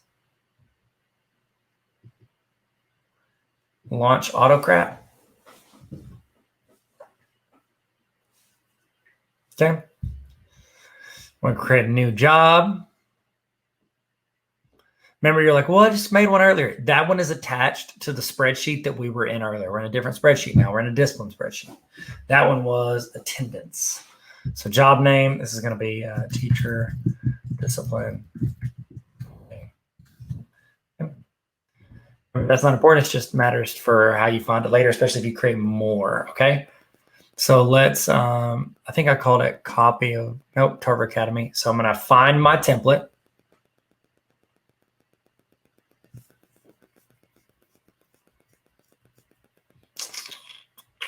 Here we go. We're going to hit select. So now it's attaching to my template. So it's fetching, they call them tags. The tags are like what I put in those little V brackets, sideways V brackets. Okay. So this one and this one. Now we've got the chance to look at it. This is what it looks like if you do not have something mapped for it to fill in. Okay. We did not fill in disciplinary action taken by administration and the number of days because that is not decided by a teacher. Okay. So we would do this. Teacher name. We didn't really, do we have teacher name in there? But I mean, we'll put it in there. It's teacher name, date of incident. I don't remember putting that in. A student's first name, that's not going to be in there. Is this, I mean, it's not in there, but we can do student name. Maybe I left it in there. We'll find it in a second. Date to begin discipline. We don't have that. Period to begin. Okay, these are all from his old one, I guess. I don't know. Maybe it's in here. Let me look. Make sure there wasn't like a second page that I'm missing. Pretty sure I got it. But we're going to go in. Date to begin discipline, period to begin, don't know. Date discipline will end, period to end. Okay. So I didn't map those. I don't know if it's going to be a problem, but we're not going to do it. Okay. Next, file name. Okay. So I'm going to file this by student name. Or I can click on it to copy it. And then I'm going to put the teacher name. Now we find it later. That's I'm going to see a lot of files if a teacher and a student don't like each other. And then I'm going to do, I can do the date or I can do the behavior. Probably do behavior. And next, we don't want it to go to Autocrat. We want to remove that. Remember, this is the thing that acted a little silly last time. I need to check and see if it actually worked. So let's say, let's start it here. New folder. And then I'm going to say discipline. Reports. Okay, and we're going to go here. And we're going to choose our folder, and we're going to connect it to the discipline reports folder. Select, and we're going with it. Okay, you can put that whatever folder you want. You can attach that anywhere you want. Any way you want it. Hit next. No dynamic folder. Set merge condition. Don't need that. I'm going to have it. So here's where we're going to get into this later. We're going to do this once without it, and then we're going to do another one with it. So we're going to merge condition, none. Share the doc, yes. Okay. As a teacher, you can set it up to where it shares the doc with the parent or you and the student, however you want to do it. I'm going to set it up as an editable doc. Last time we did it as a PDF. This one, I don't want to go directly there. I want to look at it first. It's essentially creating the letter for me, for my parents. Okay. and I want to send it to myself. So I'm going to send it to gmail.com. Actually, no, I'm sorry. Okay. And you can CC, like if you have like an administrative assistant or assistant principal, whoever that you would want it to go to as well. And then they'll be able to see you updating in real time. So type in the subject, and then we just call it, let me get the student name. Call it discipline issue. Student name. And then I'm going to put teacher name.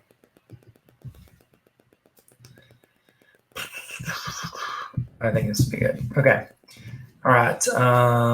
And then discipline referral for student name, teacher name. And I want to say discipline issue. And then I would say behavior. And I'm going to do incident. That's spelled right? It looks like it's not right. Describe the incident. Okay. So in this email, it's for me from the teacher. So really all I want to know is like, what's the kid's name?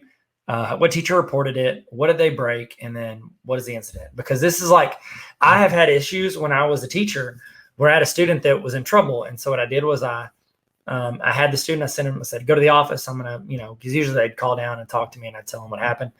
Or I'd email them, and I sent the student out, and I like once or twice a year, I'm sending the kid out. So send him out, and then I am hanging out in my room teaching.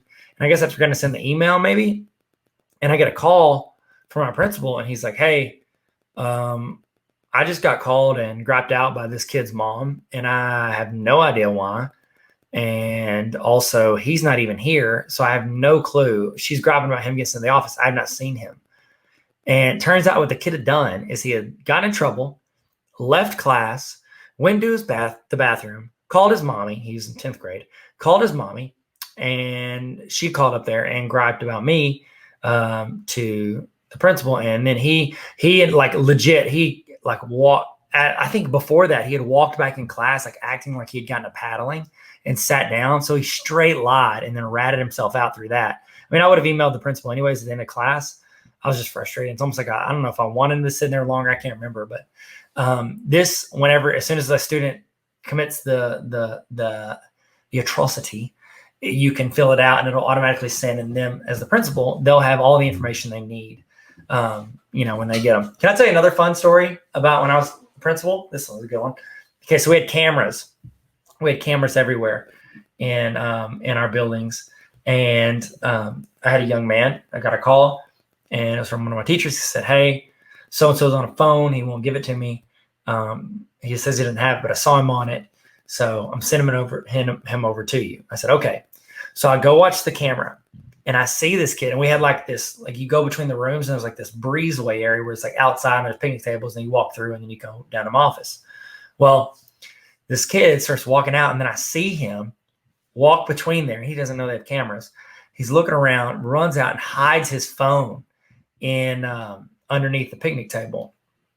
And so what I did was I saw that happen, and I shut my door, and I called my administrative assistant. And after he came back in, I called her and I said, hey, he just hid his phone out there. Can you go get it, please? And then put it in your desk. She was like, yeah, sure.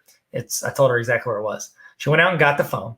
Student comes to my office, and he's sitting there, and I'm talking to him. I'm like, hey, I heard that, you had your phone in class. You're not supposed to have your phone. And he was like, oh yeah, I don't have my phone today. And I was like, are you sure? He sounded pretty certain that he saw it. He's like, no, I don't have my phone. He's like, you can check me. You can check my pockets. I don't have it. I was like, no, I don't have to do that. I trust you. I know you would never lie to me. I know that, we have a good relationship. We have a good rapport. And so I trust you. I completely trust you. You would not lie. Are you sure that you don't have a phone on you? He's like, no, sir, I don't. It's like, okay. And like on my computer, I can see my secretary go out, get the phone, and go back to her desk. And so I was like, all right, man, you can go back. If you don't have a phone, you're good, man. And then he went back, And I saw him walking back to the classroom. And then he goes out and he stops in that breezeway and he goes out and he starts looking for his phone. He's trying to find it. He's looking under everything. And so I walk up to my secretary at the front, get the phone, take it back to my office. He's looking around. He looked around for probably 5 minutes. And then I'm watching. When he comes back into my office, sits down and says, okay, so somebody stole my phone. I go, your phone? You didn't have a phone. He's like, okay, so I was lying to you earlier. I have a phone and somebody stole it. We got to find them. They stole my phone. It's theft. And I was like, I have your phone. And I said, I'm also kind of disappointed that you lied to me. And we talked about it. And, he got disciplined based on what he did and also what he lied about. So that's a fun story. It's a true, 100% true. I'm not exaggerating any of that. So 100% true story. In the chat, have you ever had anything like that happen to you? I know we've never had students lie to us. So, okay. Thank you for that story time with Tyler. And we're going to keep rolling along. Okay. So okay, next, run on form trigger. Yes. And yes. So what it's going to do is every time it's submitted, it should build it into an email, send it to me, and then I can fill it out. And that's going to be step 1. And then I'm going to show you the other option. Okay. So I'm going to save. That's okay. I got to map these tags. I guess I could do, because I don't want to fill it in now. I might just delete those. Okay. Let's pretend we'll just put grade. So it'll be a number. Okay. Oh, well, then that would mess up let's just do grade there. If we forget and we put 11th graders, 11 days, date to begin discipline, we'll say timestamp, or date of incident, do class period. I don't remember where this was on the form. I don't know why these things are here to map, but, I ain't going to question Autocrat. They're smarter than me. Date discipline will end, and then, I don't know, just keep it there. Okay, now let's try saving it. Okay, we're going to run it once. Maybe we'll find out where I messed up. Hopefully, if you already have it, tell me in the chat. Okay, so we need to fill out this form. So I'm going to fill this out, the eyeball. Okay, so let's fill it out. So student name, Harry Potter. Say grade 9, because all the discipline issues are happening with 9th graders. Date of incident was today. By the way, did you know this? When I was a principal, we used to track this with Google Forms, and we got the chance to break down some really good data, get some real good looks at, what are some issues we're having at the school? What are some issues that, we can learn from? And most of our discipline issues happen at the end of April, the last week of April. And we attribute a lot of that to, one, you haven't had a break in a while. It's been kind of a sprint to the end of the year since spring break, and everybody's just kind of sick of everybody's face. And so that, plus we have testing all month, and that's stressful. So there you go. Class period, we'll say it's 5th. Teacher name, Tarver. Behavior, we'll do cell phone, because we just talked about it, and disrespectful, because he lied to me. Okay. Littering and name that movie in the chat. Littering and. Okay. Teacher intervention. We'll do a verbal warning, first offense, refer to office. Okay. Describe the incident. Billy had his phone out during the lesson, was instructed to turn it in. He lied and said he didn't have it. Okay, we hit submit, and then we should get an email shortly. Okay, so let's wait and see. Wait and see if we get this email, and then if it works, I'm going to show you the other way to do this.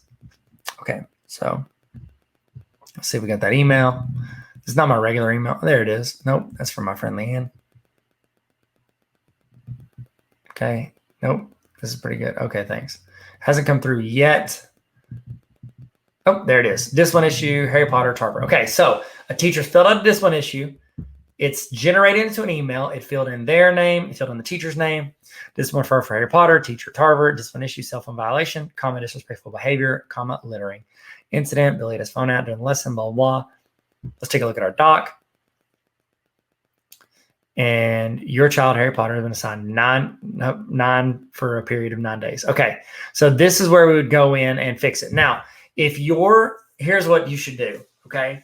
If this is what you want, then you should go into your template and you should just make it to where it's this. Anything you're filling in as a principal, you should make it lines because you don't want to have to fill it in and see all these like rando numbers being filled in, okay? Referred to Tarver on this. We'll begin. Is there a punishment on blank? Okay, so this is another one. During period what? It will end on blank. During period. And again, you can just delete this whole sentence. If it doesn't apply to you, just delete it. But if you are wanting it to like generate into this email, I would make those blank. That way you don't forget to go in and change those.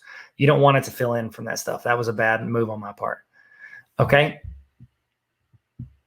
Description of incident. You might even put this in a box. Honestly, if I were you, I would probably make that into a table. I'll make that in the template for you. I never changed Josh's signature because it's way cooler than mine. Okay. Looks like everything else filled in correctly. Sorry, that's bothering me. Okay. ISS, in-school suspension. Do y'all have that at your school? Let me know. If not, what do you use as an alternative? I'm interested to know. Okay. Your child, Harry Potter, is going to assign blank for a period of blank days. Okay. Cool. Okay. And it fills in that information. So what you would do is you would get this email from teachers. It would build in this doc. You'd be sitting there speaking with the student. You'd find any information you needed to verify that they were either, guilty or innocent of what they're accused of.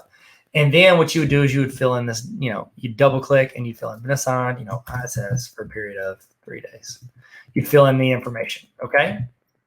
Now, what we're going to do is we are going to show you the other route. Okay. So that's one way to do it. And then you fill it out. Oh, sorry. I'm going to delete that.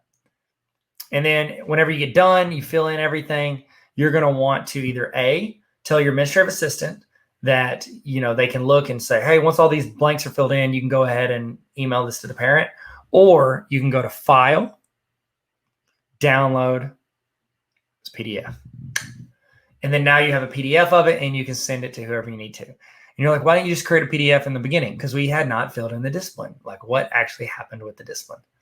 Okay, so now I'm going to show you the way that I believe Josh did it based on what he had in there. He was the principal for the building after I left. So I'm going to delete this one. Delete. Okay, so what he did was he created some more columns, okay? And you can do this too if you want and give it a shot. Give it your best. Hit me with your best shot. Let me adjust this so I can see it on diving around my camera. Here we go. Okay. So he created these. So let's look back over here. And he said, your child blank has been assigned disciplinary action. Okay. So he had a column for this. I'm just going to copy that.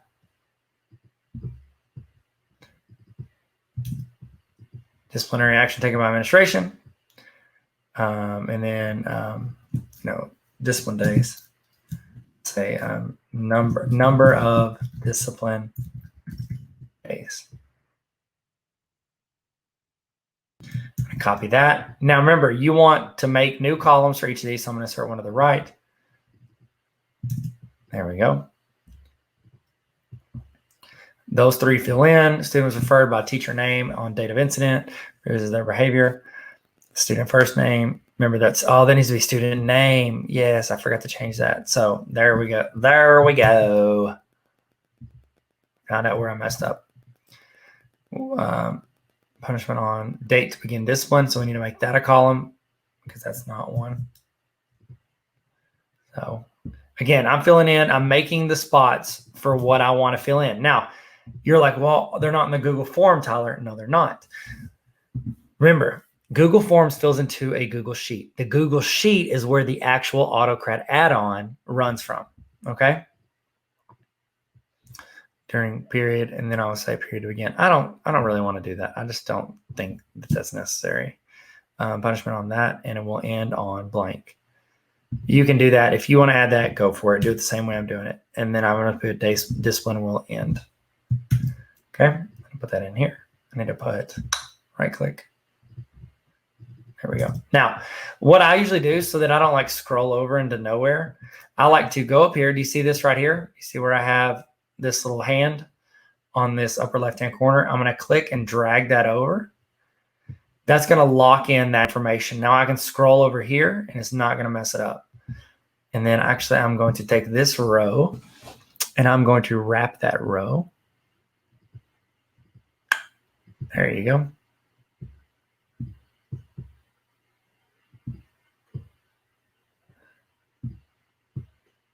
Okay.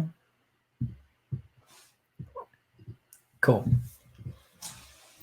All right. So here's what we got. What he did was I'm going to go into my add-ons, go to my Autocrat, launch, and I'm going to change something in here. And I'm going to show you what I'm going to change. Here we go. Okay, so I'm going to edit. Remember, that first one was it's going to build the Google Doc. You just fill in those pieces of information you need to finish it out, and then you forward it to either your administrative assistant or your, whoever's in charge of that, or the parent. You can email it directly to the parent. Now what I want to do is I don't want it to create a document immediately. I'm setting this up now to where it goes into my spreadsheet. I, as the administrator, have the spreadsheet up. I use that to be like, okay, you did this, you did this, you did this. And then I go in and fill in the discipline, and then I generate it, okay? So hit next. It looks like everything filled in correctly. Date of incident. Nope. This needs to be date discipline will begin. Date discipline will end because I got to fix what I did earlier. Date of incident. Make sure everything's right. Describe it. Number of discipline days. Disciplinary action taken by administration. Boom. So there we go. Okay, cool. And I got rid of those ones that were sketchy. Okay, we want that to be the same. I kind of liked that. Goes in discipline reports. I'm fine with that. Set merge. Okay. Okay, here we go. Set up merge condition. Now, this is before if it runs, it's just going to straight, run. Like, I'm sorry, let me say that better. Before, as soon as it was submitted and it filled in the blank, it just ran. We don't want that. We want to add on number 7 a merge condition. We want to have something in these columns before it generates. So this disciplinary action taken by administration, not null. That means that once I put something in that column, that specific column, it'll generate. The rest of the columns can be full and it not send it, but that one needs to be filled with something and it'll go. Okay. Afterwards, I don't need it to be an editable doc. I can just be a PDF. I can skip that step and make it a PDF. I want to send it to myself. I can add my administrative assistant. So it'd be Pinkerton L. She loves this. She said nice thing. Okay. So it'll CC to my administrative assistant. So they'll know when they get it, they would forward it to the parent, unless you want to look up the parent's email and send it to them directly. This one issue blank. All that else sounds fine. Hit next. Now, hit it on form trigger. We'll see what happens. Okay, I'm gonna play with this because you can do it as form trigger, which our merge condition, our trigger is that column gets some information in it. Time trigger, that means that watch this. So if I did a time trigger, it would run every hour, 24 hours, once a day, whatever. So you could do those as well. I'm going to say no. We're going to run on the form trigger and let's see if this works. If not, we'll go to a time trigger and that'll work. Or you can run it manually, which I showed you in the last video. You just go in, you hit this play button, and you can run them whenever you want. So you could do 3 or 4 of these in the day. At the end of the day, you do this. I like it to be automated so I don't have to think about it because you don't want to send the discipline stuff like 2 days later. Okay, done. So now we're going to fill it out again. Student name, we'll call it Draco Malfoy. Never got in trouble. We'll say he's in 10th grade. Date of the incident. He was in 3rd period. Teacher Still, let's add this teacher name. Let's make it my buddy Matt. Okay. Behavior, academic dishonesty, bus infraction, and disrespectful. Okay. And then I should have deleted the positive one. Verbal, refer to the office, first, second, third offense. Okay. Describe the incidents. Draco attacked another. So I was going to say Harry Potter, but you can't write another student's name in there. Attacked another student. He was super rude, and I don't think he'll, he was at the end of the book, so I was going to make a joke, but it wouldn't have been funny. He was super rude. I don't think he'll have, a future at Hogwarts, even though I called this Tarver Academy, if he keeps this up. Okay. And submit, and it should not send my email. Okay. And there is a way to check. So yes, there is a way to check. Okay. So let's check and make sure. Scroll over to the right. These are this right here, you notice like, oh, Tyler, you didn't create those headings. You're right. I did not. You know what we should do? We should do all these as wrap text. There we go. This way you're going to be able to read what the teacher puts in there. It's going to be easier on you. Okay. Okay. Cool. Yeah, it generates these right here. Don't mess with those. Remember, that's where we showed in the last video where the link to what it's creating, it goes. So don't even worry about that. Don't even worry about that little guy. Okay. Cool. So it has not generated, which is exactly what we wanted. I don't want it to generate. I'm sorry. The colors make me, this bothers me. I have to do this. I'm sorry. Okay. So what you would do is the student would come in. You'd be like, okay, let me look at what your teacher said. You'd read the teacher name, what they did. You'd read the description of the incident. You would see all that stuff. Okay. That's all good information. And I'm going to make this, because it feels like too much. There we go. Okay. Then what I would do is I would go and say number of days of this one. You would do 3 days. Date to begin. I'd say, Monday, April 29th. What is that? Say Wednesday. I'm sorry. I don't even know why I'm making this a big deal. Thursday, April 29th, 21. And then I'll just copy that. And then you could do like a drop down. Look at this. So once you put a date in there, and you could do that. Let's just say it's 3 days. So 1, 2, 3. Okay. And then disciplinary action taken by administration, I would say ISS. And you can do a drop down for these. These all could be Google Sheets stuff. You're not coming to my Google Sheets thing. You should. Okay. Now let's see if it generates based on that. It might not. You might have to go in and hit play, or you could set it up on that timer. Remember where we looked at that? You could set it up on timer. I'm just going to go into Autocrat and I'm going to launch it, and I'm going to show you how to hit play. So we're going to get a chance to see what it looks like. I would probably set it on the timer. I think I would have it run every hour or once a day or whatever, but we don't have time for that. I'll show you how to get there. So you go to the last one. So you click in the edit, you go all the way to the end, run on time trigger, and you would just set it up to where it runs, every hour. Hit save. And I doubt it's going to send it immediately. I don't know what the hour is. I've never done the time one, but I know it exists. So I'm going to hit play, and that's just going to run it for me. That's going to run all of mine. It'll tell you exactly how many it's going to run. Sometimes I'll have a bunch backed up, and I'll run 80, and it'll tell me 80 rows will be merged. So merge just means that it's creating it. It's merging it into a document. Okay. Cool. Okay. So first off, I don't like this. I don't need that link to be so crazy. There we go. Okay. So it generated it. I should have gotten an email.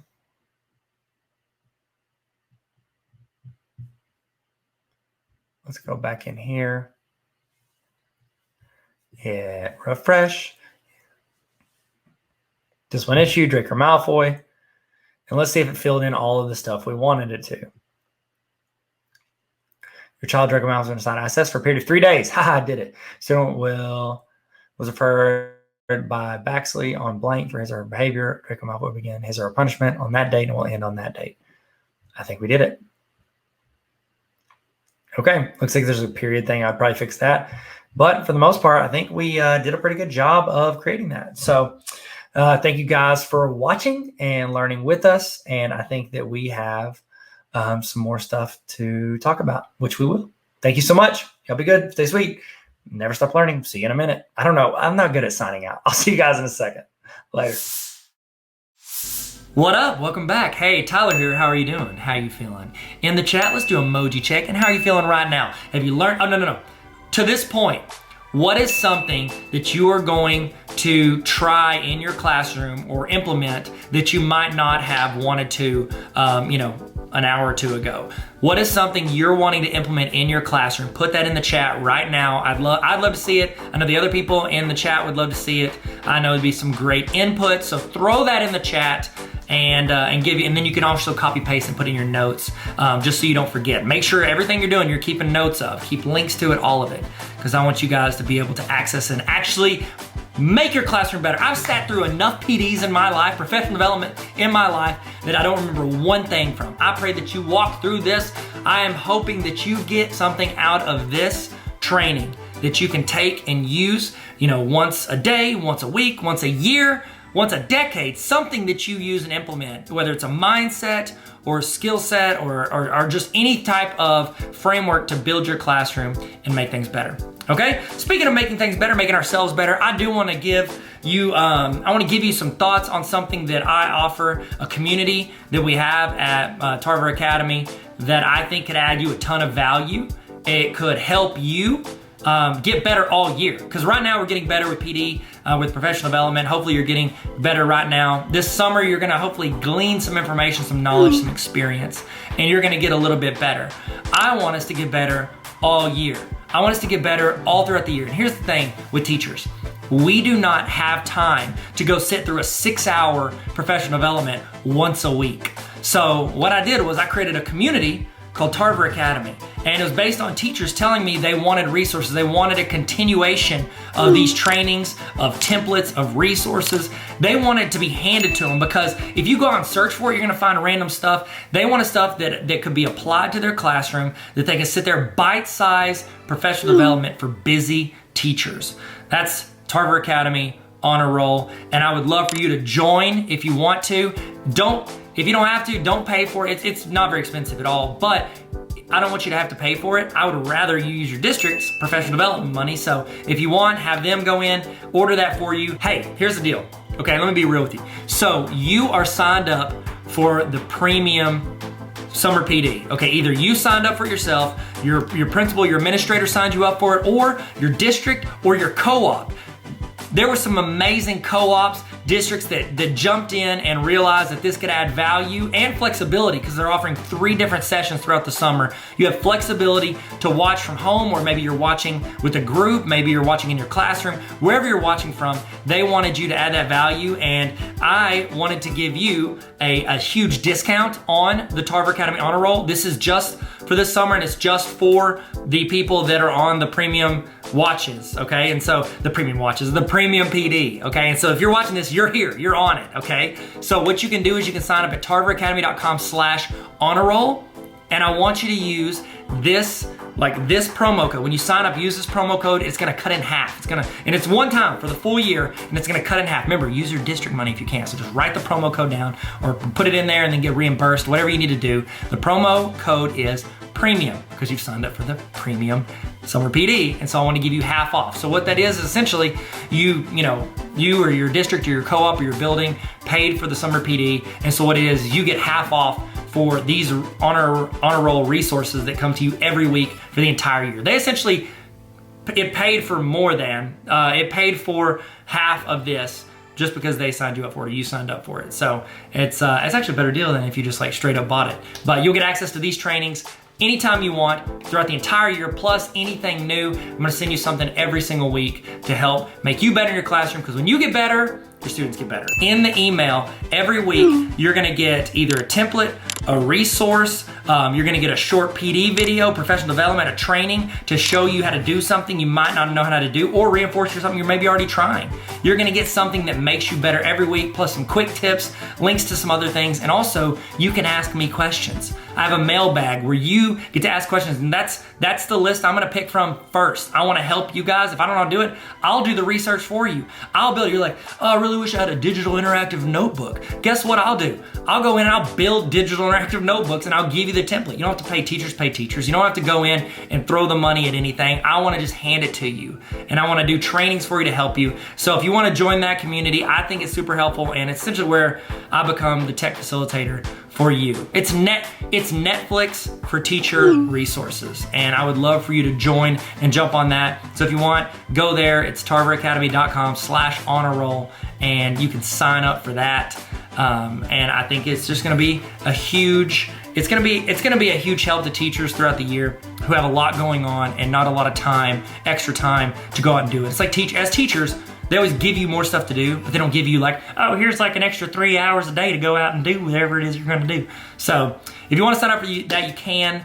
I hope you've used this time also to use the restroom. So if you're just getting back using the restroom, guess what? We've just been talking about Tarver Academy Honor Roll. No big deal. But I wanna give you guys time to go do that and get a snack if you need it. Whatever you need to do, we're about to kick back into, we're about to jump back in it. We're gonna fall into the gap. Man, do y'all remember that? That was a good campaign. That was memorable.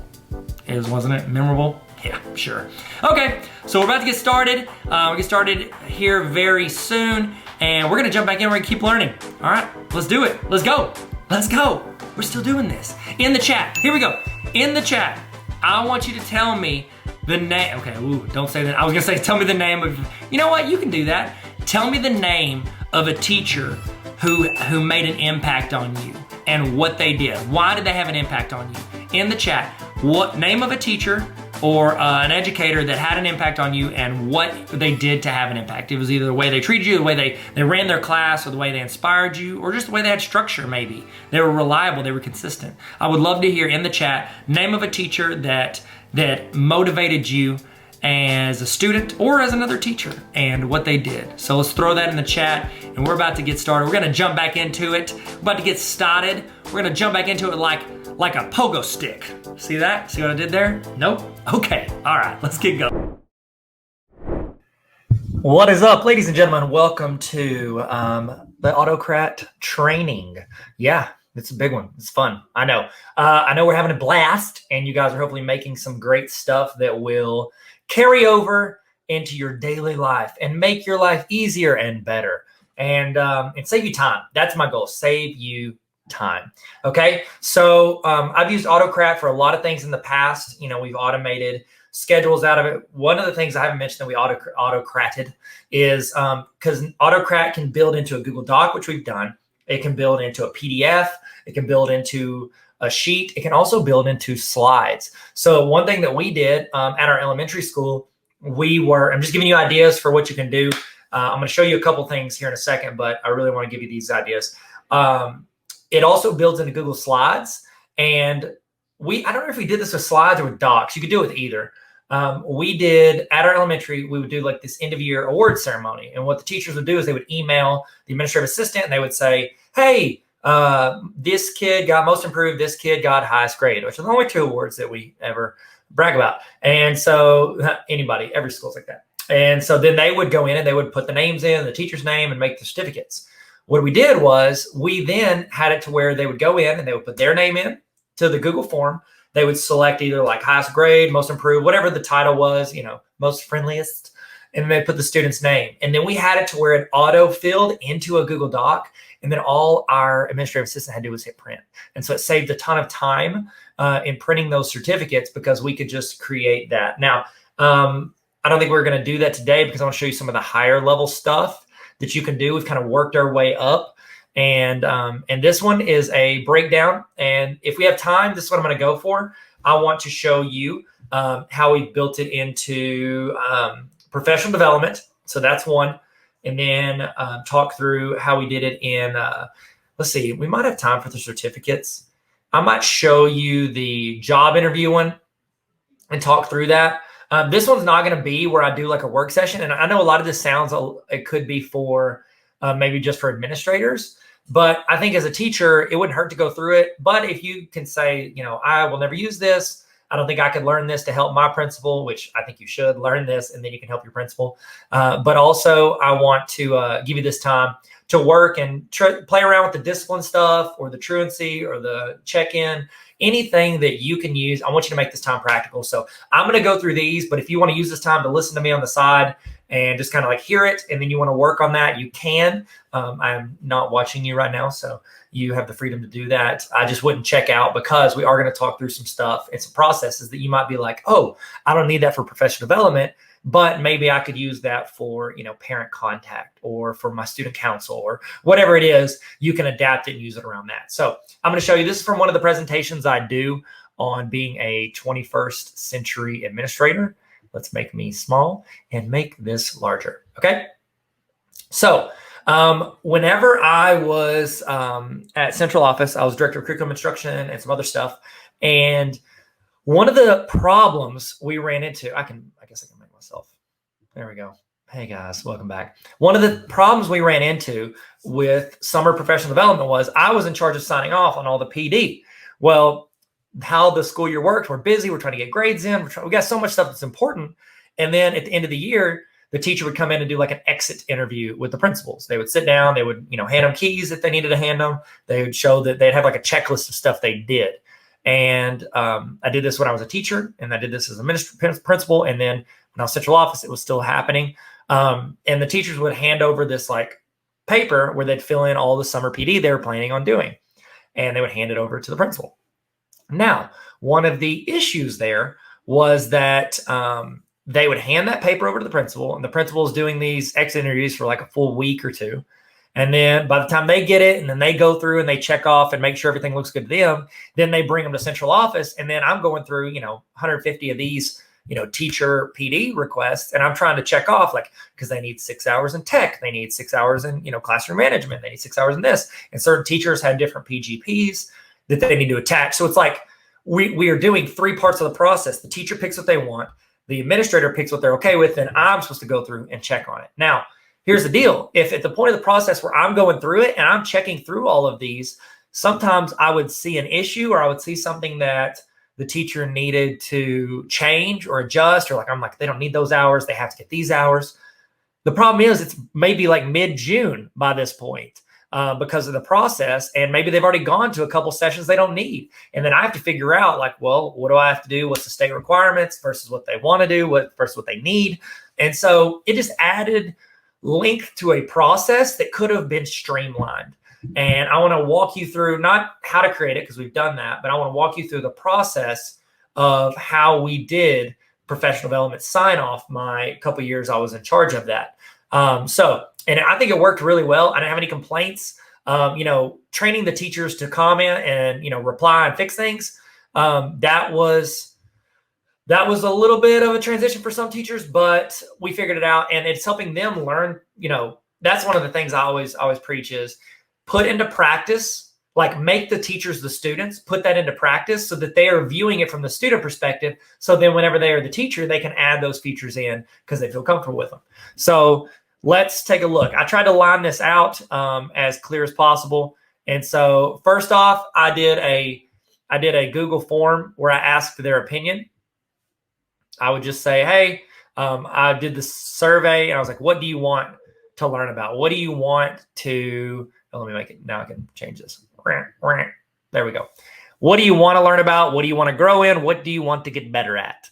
And so we'd go in, and this is a copy for you if you're an administrator. I was like, what do you want to learn about? And this helped us decide, what do we need to offer in the summer? And then also I can know, like, okay, they want to get them all done in June, or, you know, June's heavy because of this, so we want to do that in July.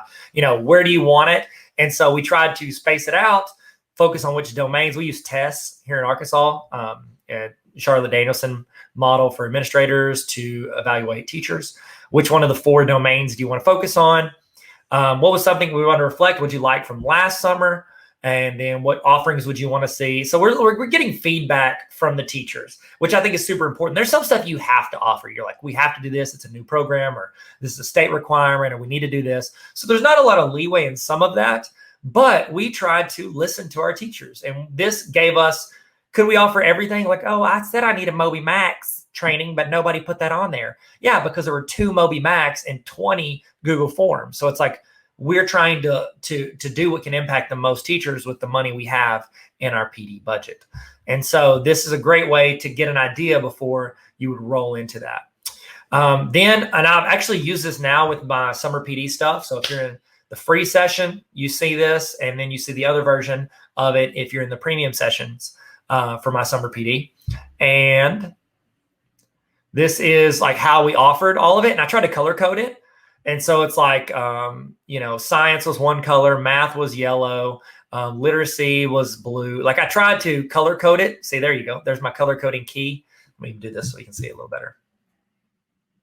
This is the actual, and then it would all link. We use ESC, ESC works. And so we would link to all of those on the ESC. So it made it easy for them to sign up for it.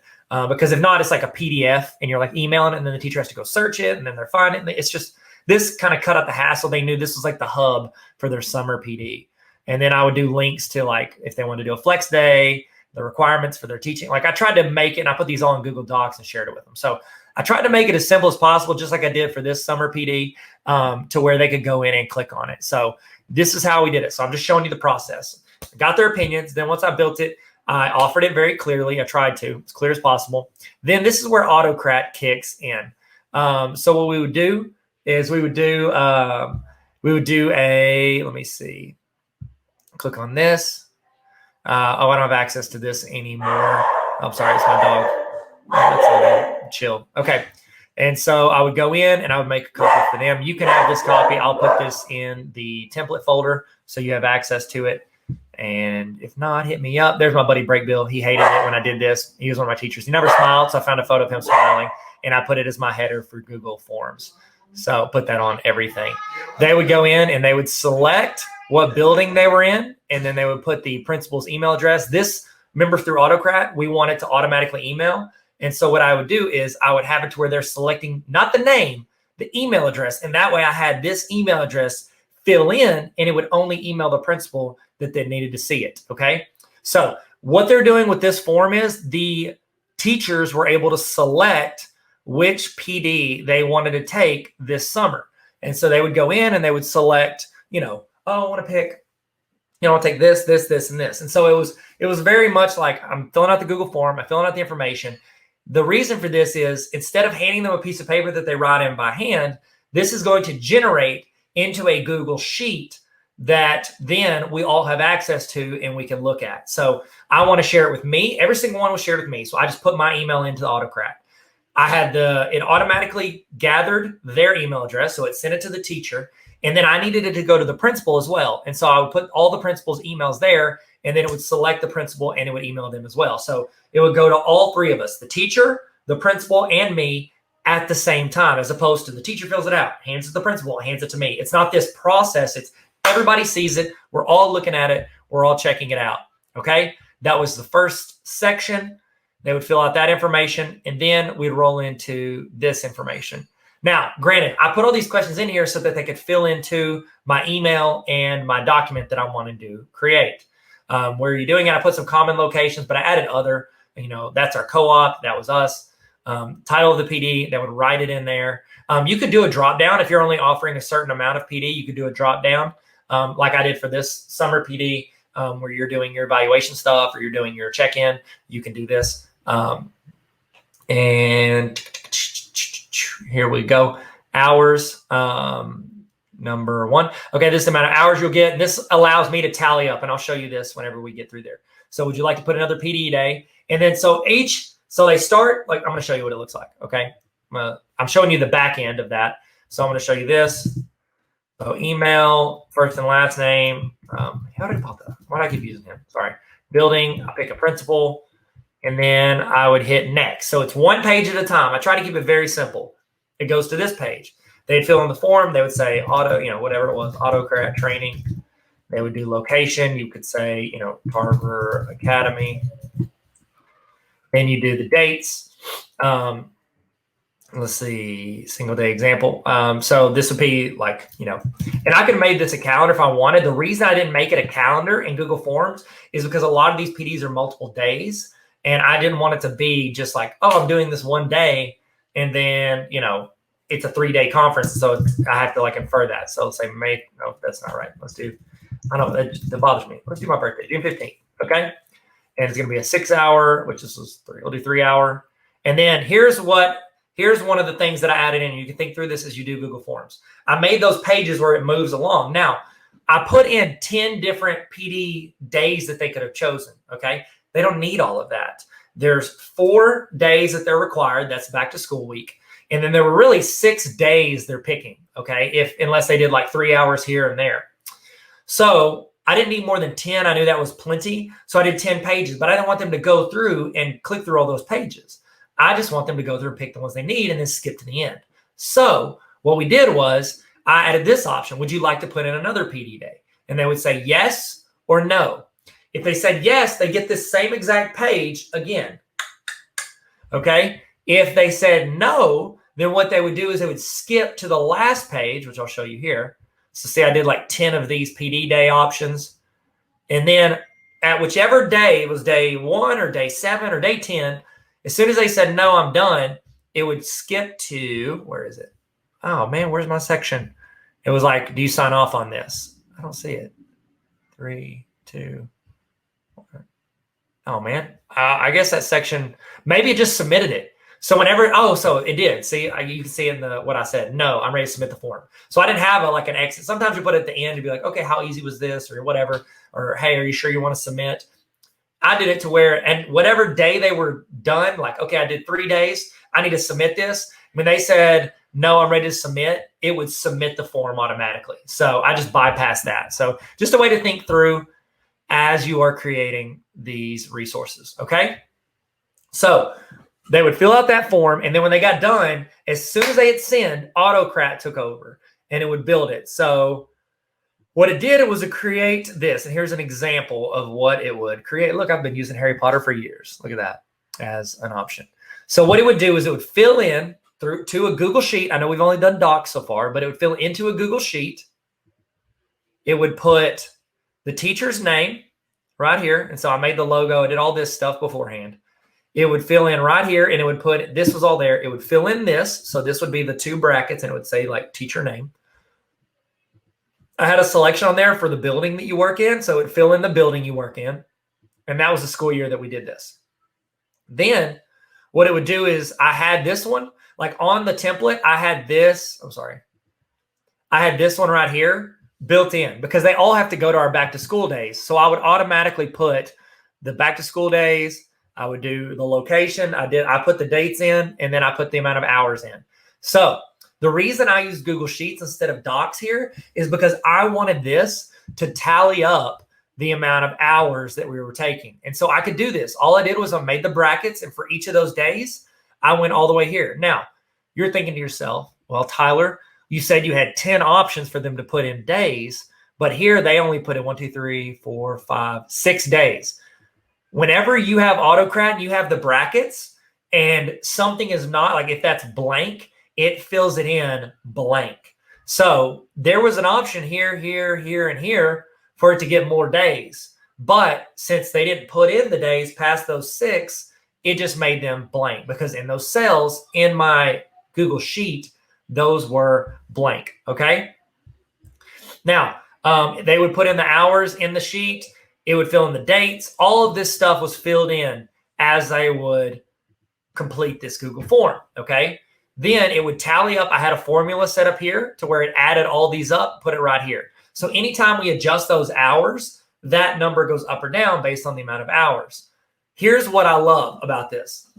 It sent this. Let me show. I think I've got an example of the email. Here it is right here. So this is the email it would send. So as soon as they hit submit, it sent an email to them, the principal, and me. And it said, great job. If you need to make any changes, just make a comment in the attached sheet on what you'd like to change and what you want the new session to be. You can notify your principal of the comment by using the @ symbol. So I gave them the instructions that whenever you make a comment, let me see if I can insert a comment here. Yeah. And you can have the @ symbol. It'll bring up that email. And here's the cool thing. Whenever they do this and they assign it, whenever we make these comments, we can have the full conversation, not in a stream of 30 emails that I'm going back and I'm trying to find and I'm looking for. What it would do is it would take that, like, it would take that part of the Google Sheet. It would send a new email to either the principal or the teacher or both. It would send an email with a link to the docs. They don't have to go search their drive for it. We had the entire conversation through those comments. We would have a stream of these comments where we're discussing what PD I want them to take. So I would go in and I would make the comment and I would tag the teacher and I would say, hey, you don't need these 6 hours. There we go. You don't need these 6 hours. Adjust it. So like, here's an example. I would go right click, comment, @ symbol, let's just tag myself. And I would say, you don't need this. Add a tech day instead. Actually, I'm going to do it. I'm going to tag this one so you guys can see what it looks like. Tyler at Tarver Academy. Okay. You don't need this. Add a tech day instead. 2 options are, oh, that's not how you spell that. 2 options are, why did I make that face? I'm sorry. Let's say 2 options are Google Forms and Ultimate Google Training, which I'm doing this summer. What's up? Ultimate Google Training. Sign. Okay, and I hit assign. This, see, I'll add people to discussion, send an email. I assign it to them. They'll get notified and they're responsible for marking is done. So it's like here, I don't have to do it. It'll still send an email. I always do mark as assigned because I want them to complete it. I want to make sure they see it and they understand it. And so what we would do is I would tag the teacher. So I'll hit assign. I would tag the teacher on there.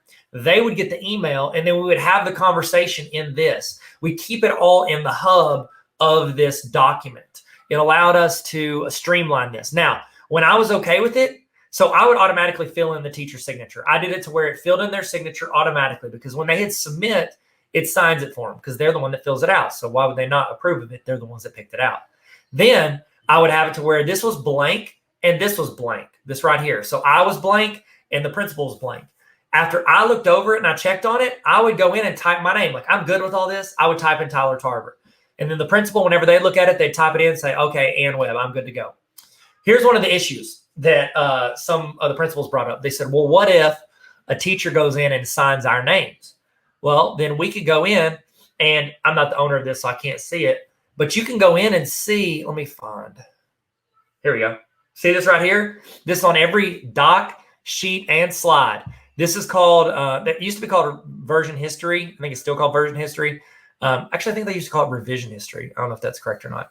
But you can see who typed what on what day. So I've only one that's been in this document, but if other people had been in here editing, you would see their name and what they edited. Okay? So you can see who made what edits when. So if we didn't sign off on it and they're like, oh, you signed off on it, we can go see, hey, Harry Potter, you signed my name on this document. We have a real issue here. You just pretended to be me. That's identity theft, Jim. And so I think that this is a streamlined way. And those concerns, like, one, if you've got a teacher that's signing off on their PD as you, as the principal, as the director, you've got a big issue on your hand, and you need to address that. So they would fill it in. It would fill in the numbers. Anytime we change the numbers, this would change, and we needed to make sure the total was 60 for the summer because our teachers needed 60 PD hours. Okay? Cool. So there we go. That's how we'd have those conversations. I'll show you what the email looked like. Anytime you tag somebody in the email, they would get, or tag somebody in the document, they would get an email. It looked like, oh, no, that's Leanne. Where's the tag? Where's the tag? I don't see the tag. I don't know why it's not tagging immediately. It does tag. I promise I didn't make that up. but it would send an email and tag those people in that. And then we would just have the conversation through there. They can do it directly from the email, or they can go back into this. Google makes it super easy to do that in either location. Okay, cool. So that's how we do this. If I needed to, I would print it off. I just go to File, File and Print, or download as a PDF once it was finished, and that way we're good to go. Okay, sweet. What up, Tyler again? Wow, how you guys feeling? Y'all good? You good? Are you good? Okay, in the chat, this is what I want you to do. In the chat right now, I want you to tell me what was your college major. And if you're still in college, you want to be a teacher, or you're just here to learn and grow, I want you to tell me in the chat, what was your major in college? Okay, tell me what was your major in college. And then what do you actually teach now? Are they related? You don't have to. Just tell me where you went to college. I'd love to see. Throw it in there. We're going to say, if you see somebody that has the same one, reply to them, give them some knuckle bumps or high fives or thumbs up or peace signs, whatever it is, smiley face. That's my best emoji, smiley face. Like that. Toss that in the chat, and let's just talk about where we went to college. And the reason I'm bringing that up is I'm actually the dean of a college. It's called NLC College. It is a partnership with Arkansas Baptist College and New Life Church. It's where we use the New Life Church facilities, and students can come and get an actual degree, associate's or bachelor's degree in business administration or Christian education. They can get those degrees from Arkansas Baptist College, located at NLC, so we call it NLC College. So if you know any students that are interested in maybe attending, if you'd like to hear more about it, hit me up. I'm gonna leave the link on there to the website. Also, the Instagram handle going to be on there if you want to check it out. Follow us on Instagram at NLC College.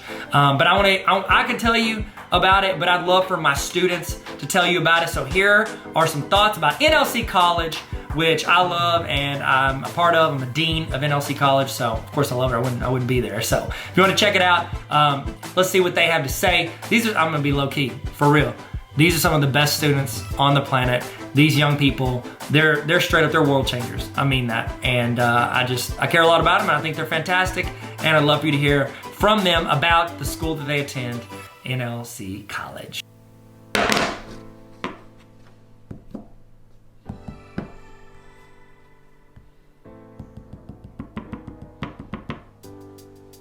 Go to NLC College, and two things that I miss about it there are the people whom I miss and I love very much, and the intramural sports, specifically volleyball.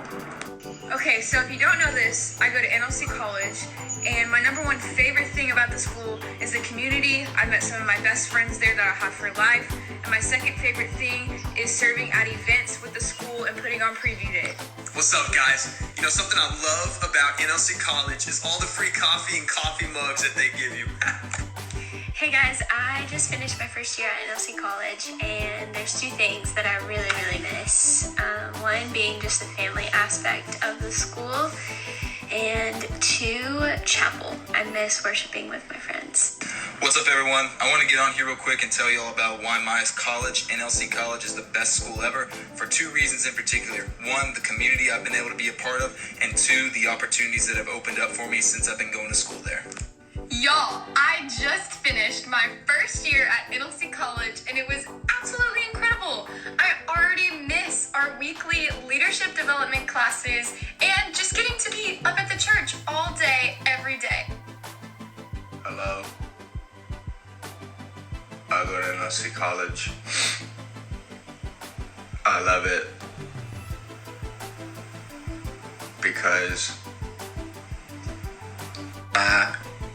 JK, I do go to NLC College, but two things that I love about it is one, you're always held accountable, and two, everyone in the community pushes you to be the absolute best you can be.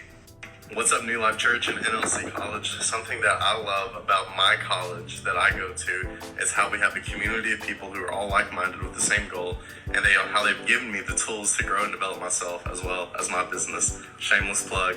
Guys, I just want to hop on here and talk about my school. I'm sad that it's my last year at NLC College, but I'm thankful for everything that I've learned, like how to live life right and by the Bible, and definitely I love Dr. Q's jokes. What is up, guys? So if you didn't know, I just finished my first year at New Life Church College, and by far my favorite things about it are one, the community of people people that you're surrounded by, and 2, all the free time you get to do the things you're passionate about and just to hang out with all of your best friends all the time. So one thing that I love about New Life College is that it didn't slow me down from doing what I wanted to do with my life, which was music. It actually supported me. New Life College feels less like a school, more like a family to me. So yeah, that's one of the main things I love about the school. Hey guys, I'm here to share 2 fantastic things about NLC College. So one is the community that you get when you go to NLC College, and then how caring the professors are about you and your grade. Hey, what up everybody? I wanted to let you know a little bit about NLC College, the school I go to. I'm gonna tag them here so you can go to their page. But 1, if you're even thinking about going there, please sign up for housing. It's such an amazing experience. And 2, the community there is like none other. They're all... Things I like about NLC College is Tyler Tarver, he's the best. And number 2 is that it's affordable. So, cause you know, I'm gonna be broke. And, or I am broke. But that don't make me too broke, you feel me? Okay, hey guys, I go to NLC College, and the number 1 favorite thing I love about that school is the community. I made friends there that I'll have for life. I'm zooming in. Why?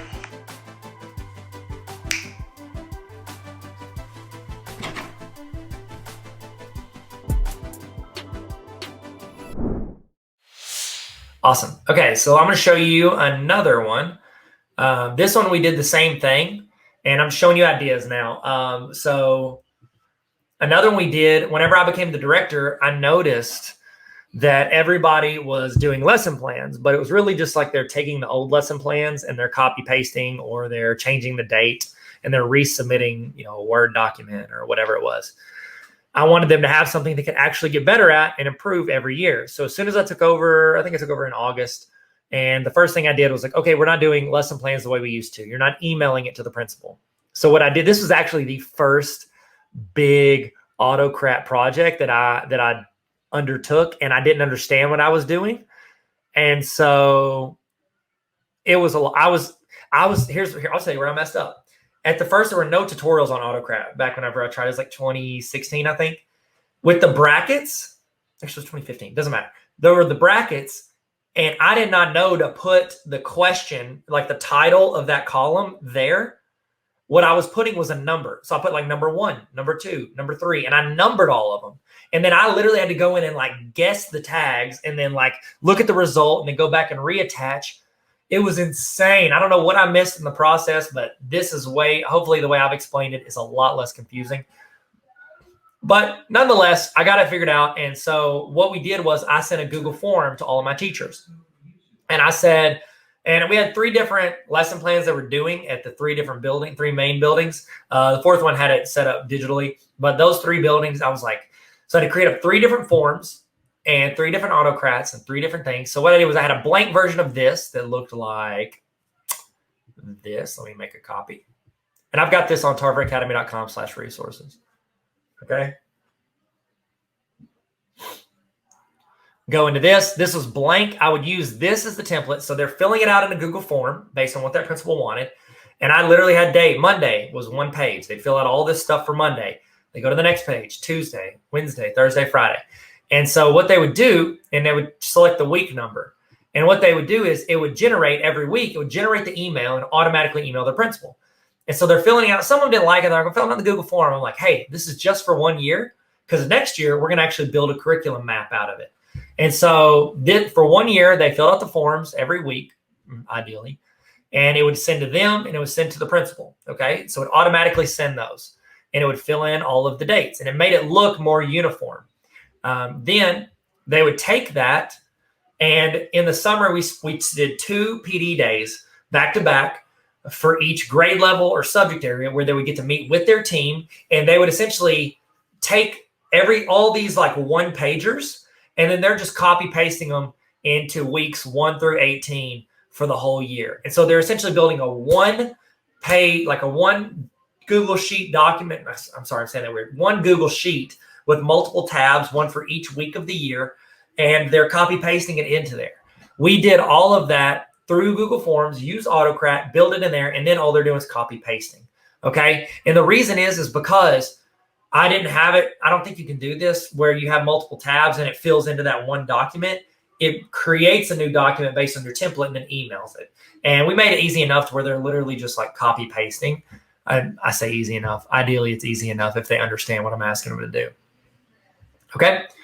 All right. So that was how we did those curriculum apps, and you can as well. So I want to talk through the most extensive Autocrat that I ever created. And if you have any thoughts, throw them in the chat of how you can use this, not only for this, but for anything else. So we used a company called Talent Ed for our interview process. They would fill it out. It would go into the system. They would email me and other, administrators. And then we could look through and see these, their resumes and all their information. Well, we were trying to save money. We're like, hey, let's save some money this year. My superintendent was like, can you create something in Google Forms? I was like, yeah, I'll figure it out.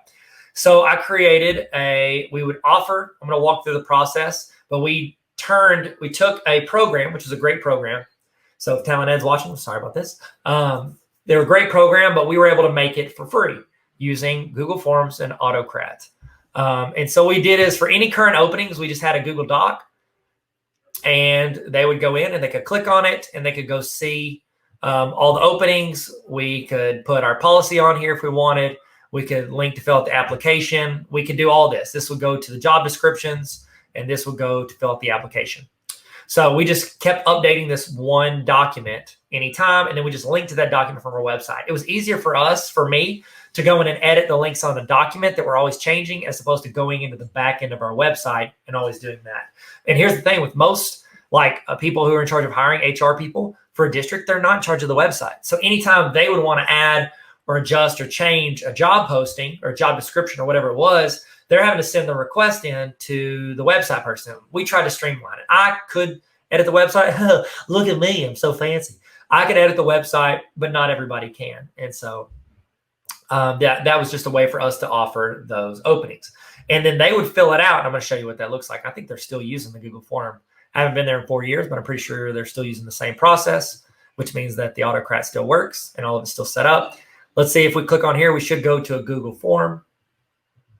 And it looks like we did. And this is their job application form. They'd fill this out. It's 13 pages, and they would just go page to page. And they're filling it out. Okay? Now, they would apply. That's the Google form. Then it would go into this form template. I don't have access to that anymore, but we would have a template where I literally built the resume. Come on, give me access. Let me switch, see if I have access from my other email account. If not, it's fine. You understand the process of this, and I'll show you the outcome. I do have access to that, I know for sure. Oh my goodness. Okay, don't hack my account, please. Let's see if, nope, I don't have access. Okay, so these were the templates. This was the template for the resume. This is template for the Google form, all of that. It would go through this. Then here's where it got tricky. Okay, so we built the Google form, and it's just like we've talked about through this whole training. We would have a multi-page form that would go into a Google sheet, and then that sheet, as soon as it was sent, would fill into a resume that everybody's resume looked the same. They would fill in their information, and it would send to me, the superintendent, and all of the principals. And I didn't select it to where like the PD, went to specific principals. This one I had to go to all the administrators because we didn't have, we'd have, a couple hundred applicants a year, 200 or 300 applicants a year, depending on the job. And it wasn't super unmanageable. And here's the thing I always found. There might be somebody that applies for like a middle school English position, and they might not be the right fit, or they might not have the opening or whatever it was. I guess it would be on there if they didn't have the opening. They might not be the right fit for the middle school, but maybe there's like a 9th grade English teacher they need, or an elementary 5th grade English teacher they need, and that person's certified in those. That principal sees it. I just think it's good to be transparent with your principals, your administrators, because you never know when somebody applies for something if they're going to be even better for a different job at a different building. And so that's why I would do that, and I would include in the email like some specific information like their certification and stuff, so that principals could quickly discern, oh, this person's not even certified to be in my building, and they could just mark it as read or delete it or whatever they wanted to do. Okay, so it fills out through there. Now, here was the tricky part. We had to figure out how to do references, how to submit references through, I'm making a copy of this, how to submit the references to the people, to get references on these people and send it back to us. So we had to do more Autocrats. So what I did was whenever they selected, so remember how earlier how you have to name your autocrats? You can actually create multiple autocrats. So I had an autocrat that would generate their resume and their application. Then I had another autocrat for references. So whenever somebody submitted their, like they filled out the entire Google form, it would email, it would email us, the administrators, with their resume and all their application. Then whenever they put in the email addresses of their references, it would send out, and they put 4 references, it would send out 4 different emails to, and I just put them all in the same. I created a new job, a new merge, whatever, new job called, references. And then I put them as BCC. That way they couldn't see each other's emails. It would send 4 separate emails to these people, and it would have a link to this. It would have a link to this other new Google form where they would fill out the applicant's name, their position, how they know them, how would you rank them based on all this stuff. I try to make it as easy as possible because I've had to fill these out, and I don't want to fill out, as somebody filling out a reference, you don't want to spend 30 minutes filling out a reference. So I try to make it easy, just like click, 1 to 10, bam, bam, bam, bam, and then any notes. I didn't have it to where they had to type much at all. Literally, they typed where they're from and then any other comments they wanted. Okay, so they fill out the Google form to apply for the job. It sends us their application. Then it sends 4 of these links to this Google form to all of those people, all their 4 references. So 4 different emails to them. Then I had to create an autocrat for this form that whenever the reference, me as the reference, fills it out, it sends it back to me, the director of HR. So I'm getting that email from all these people. Now this one got kind of crazy because if say it was a job that 50 people applied for and they're sending out 4 references, not all the references filled out, but say 2 or 3 of them fill it out. That's a couple hundred. That's 1 to 200 references I'm getting back. And so it's autocratting into a PDF back to me. And then what I do is as I get it, I would just sort that into that applicant's folder. And then I would share those folders with my principals, and they would be able to see the PDF or the Google Doc of the application. And then they would see all of the separate reference Google Docs that I'm adding in there. And so there are PDFs that I would add in there. I make a PDF so that they didn't think I would go in and change it. I was just trying to keep it to where, it's transparent, but they knew that I wasn't changing it. So from that one Google form, generated a document, the resume, the application. Then it would generate 4 of these, and then that form had it to where it sent it back to me for the references. Then here's an example resume. This is my good friend Leanne. She filled it out when she took my job. And I'm sorry, she's great. Leanne, I apologize. Y'all can email her. She's lovely. It would build into this document. I'm scrolling fast so that you can't read all of her information. Sorry, Leanne. It would fill all this out.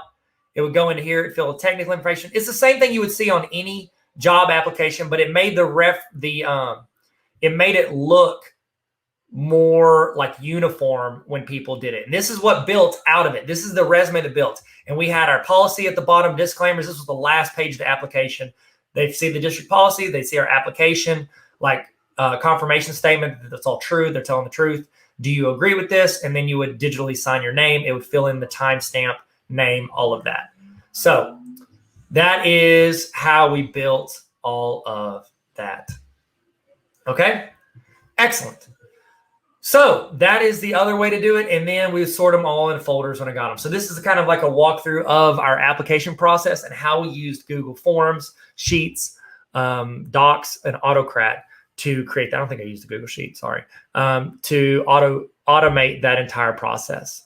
So there you go, guys. Those are some of the main ways I've used it to generate that. I guess I can show you the certificate. Let's do that. We'll end on this one. I'll show you the certificate that generates here. So actually, I'm going to go in. This is a PD that I created for my district. We needed a 2-hour Arkansas history PD that they had to get.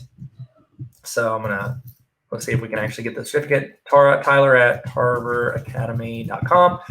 My teachers would go in, and I wanted them to be able to do this 2-hour PD like in their own classroom on their own time because they didn't want to sit through it with a big group. And I wanted them to be in their classroom working for half the day, and they could do this in the afternoon. And so they would do first and last name.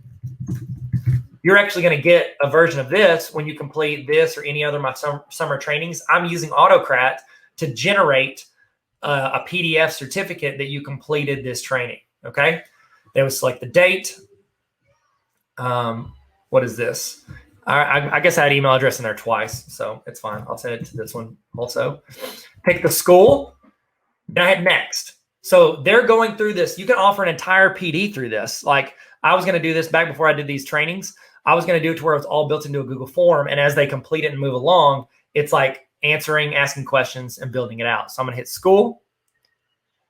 And they would watch this. They would tell me 3 key points. This was good. Okay. I'm just going to, for expediency's sake, I'm going to do this. Next, they would watch the video and they would answer the questions. So it would sit here and they could watch the video in the Google form, answer the questions, and they're rolling through all of these. The time on all these videos, now granted, you can usually tell as, you know, a teacher or a principal or whoever, or a central office PD person, you can tell when somebody goes through and does this. So we are going to, boom, I asked a question. Look at that. You could ask more specific questions. I did a lot of key point stuff, but you could do this. Battle of Bauxite. That's a cool video. You should watch that if you can. There we go. There we go. Key points. You want to get their thoughts on it. Natural Bridge. This is actually a video my family and I did whenever we went to visit the Natural Bridge of Arkansas. Hit next. Bam. Completed. And then you have it say, hey, it's going to get an email in a second. I created this 5-6 years ago. Let's see if it still works. Oh, there's the, look, remember earlier we talked about it? I'm going to do this while we're waiting on the other one to generate. This is the notification from the PD one we did where I tagged myself. Look, I can see this. I add a tech day 2 options or Google Forms. You know, can you add me to the Google Forms day? And I can hit reply directly from the email, or I can click here and I can go back to that PD form that we were working out of. So you can do it from either. I can go in and make the comment here, or I can make it directly in the email. Let's see if that certificate generated. It hasn't generated yet. But if it does here in a second, it'll generate a certificate and it'll email it to me, which I think I have certificates in here. Let me look and see if I have an example certificate. Okay, here's one. I can use my mom. Bam. This is a certificate that my mom, I built this picture right here. I built the photo, everything. And then whenever she filled out the evaluation, it filled this in. Charlotte Tarver for completing the Baller Teacher Conference.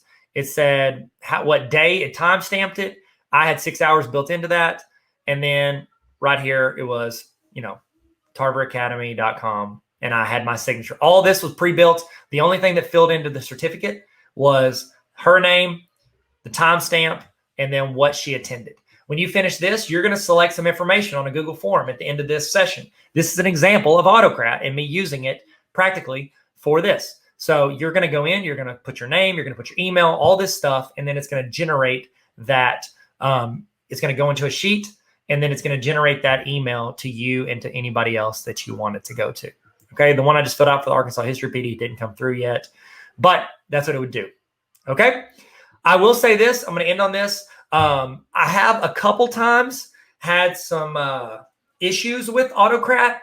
It's only whenever I, 1, did something wrong when I was setting it up, or 2, it had so many inputs, like it was running so often that it almost like clogged up that system. A lot of people, instead of Autocrat, they'll use something called Formule, Form, and then Mule, Mule. And so you can use, you can use any of those, whatever you get comfortable with. This is Autocrat, and this is what I feel I've used over the past 6, 7, 8 years, and it has saved me literal hours a week. And so I highly recommend it. So thank you guys. If I forget to add any of these templates on my website, tarveracademy.com, you can let me know, and I will go back and I will try to fix those for you or add those in.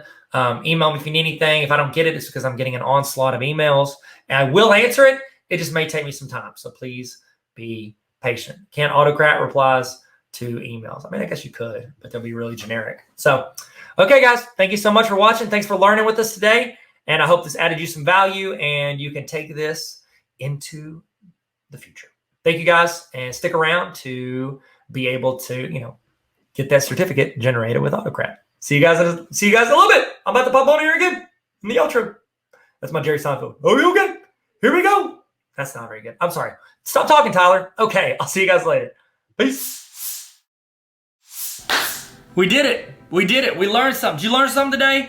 In the chat, I want you to put the thing that you are taking away from today. Put one thing in the chat right now that you have learned or that you have realized or that's reinforced something you think. Put that one that I like to call this the golden nugget. Put the golden nugget from today in the chat. And that way, if somebody's missed it or they checked in, go ahead and you guys can copy paste what other people put. If there's some advice, you can screenshot it. Get this. I want you to throw in the best thing you learned today. It's like a best of highlight reel for your favorite thing that happened during this training. Toss that in the chat right now so we can share and grow together. Okay, we're about to do the evaluation. Before we do, I want to remind you, if you want access to this entire training at any time throughout the year, not just these live broadcasts, you can join the Tarver Academy Honor Roll. Why'd I do this? Hey guys, Tarver Academy Honor Roll. It's like Netflix for teachers. Netflix for teachers, because you have resources, you have templates, you have PDs, trainings. It's literally like a library of trainings, and then access to ask questions,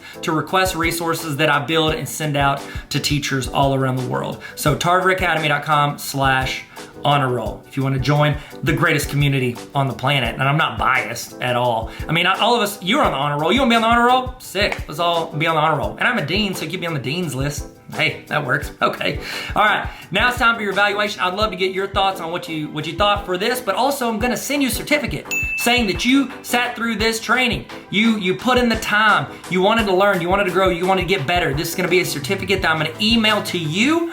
What I need you to do is I need you to go to the link on the screen or hover over the QR code with your phone. Get your phone out, hover over it. It's going to ask you a few questions. If you don't get this, it means that you put your email address in wrong. Make sure, please do not rush this. Type your email address in correctly. Please, I'm begging you, because if not, you're gonna email me, I never got my certificate.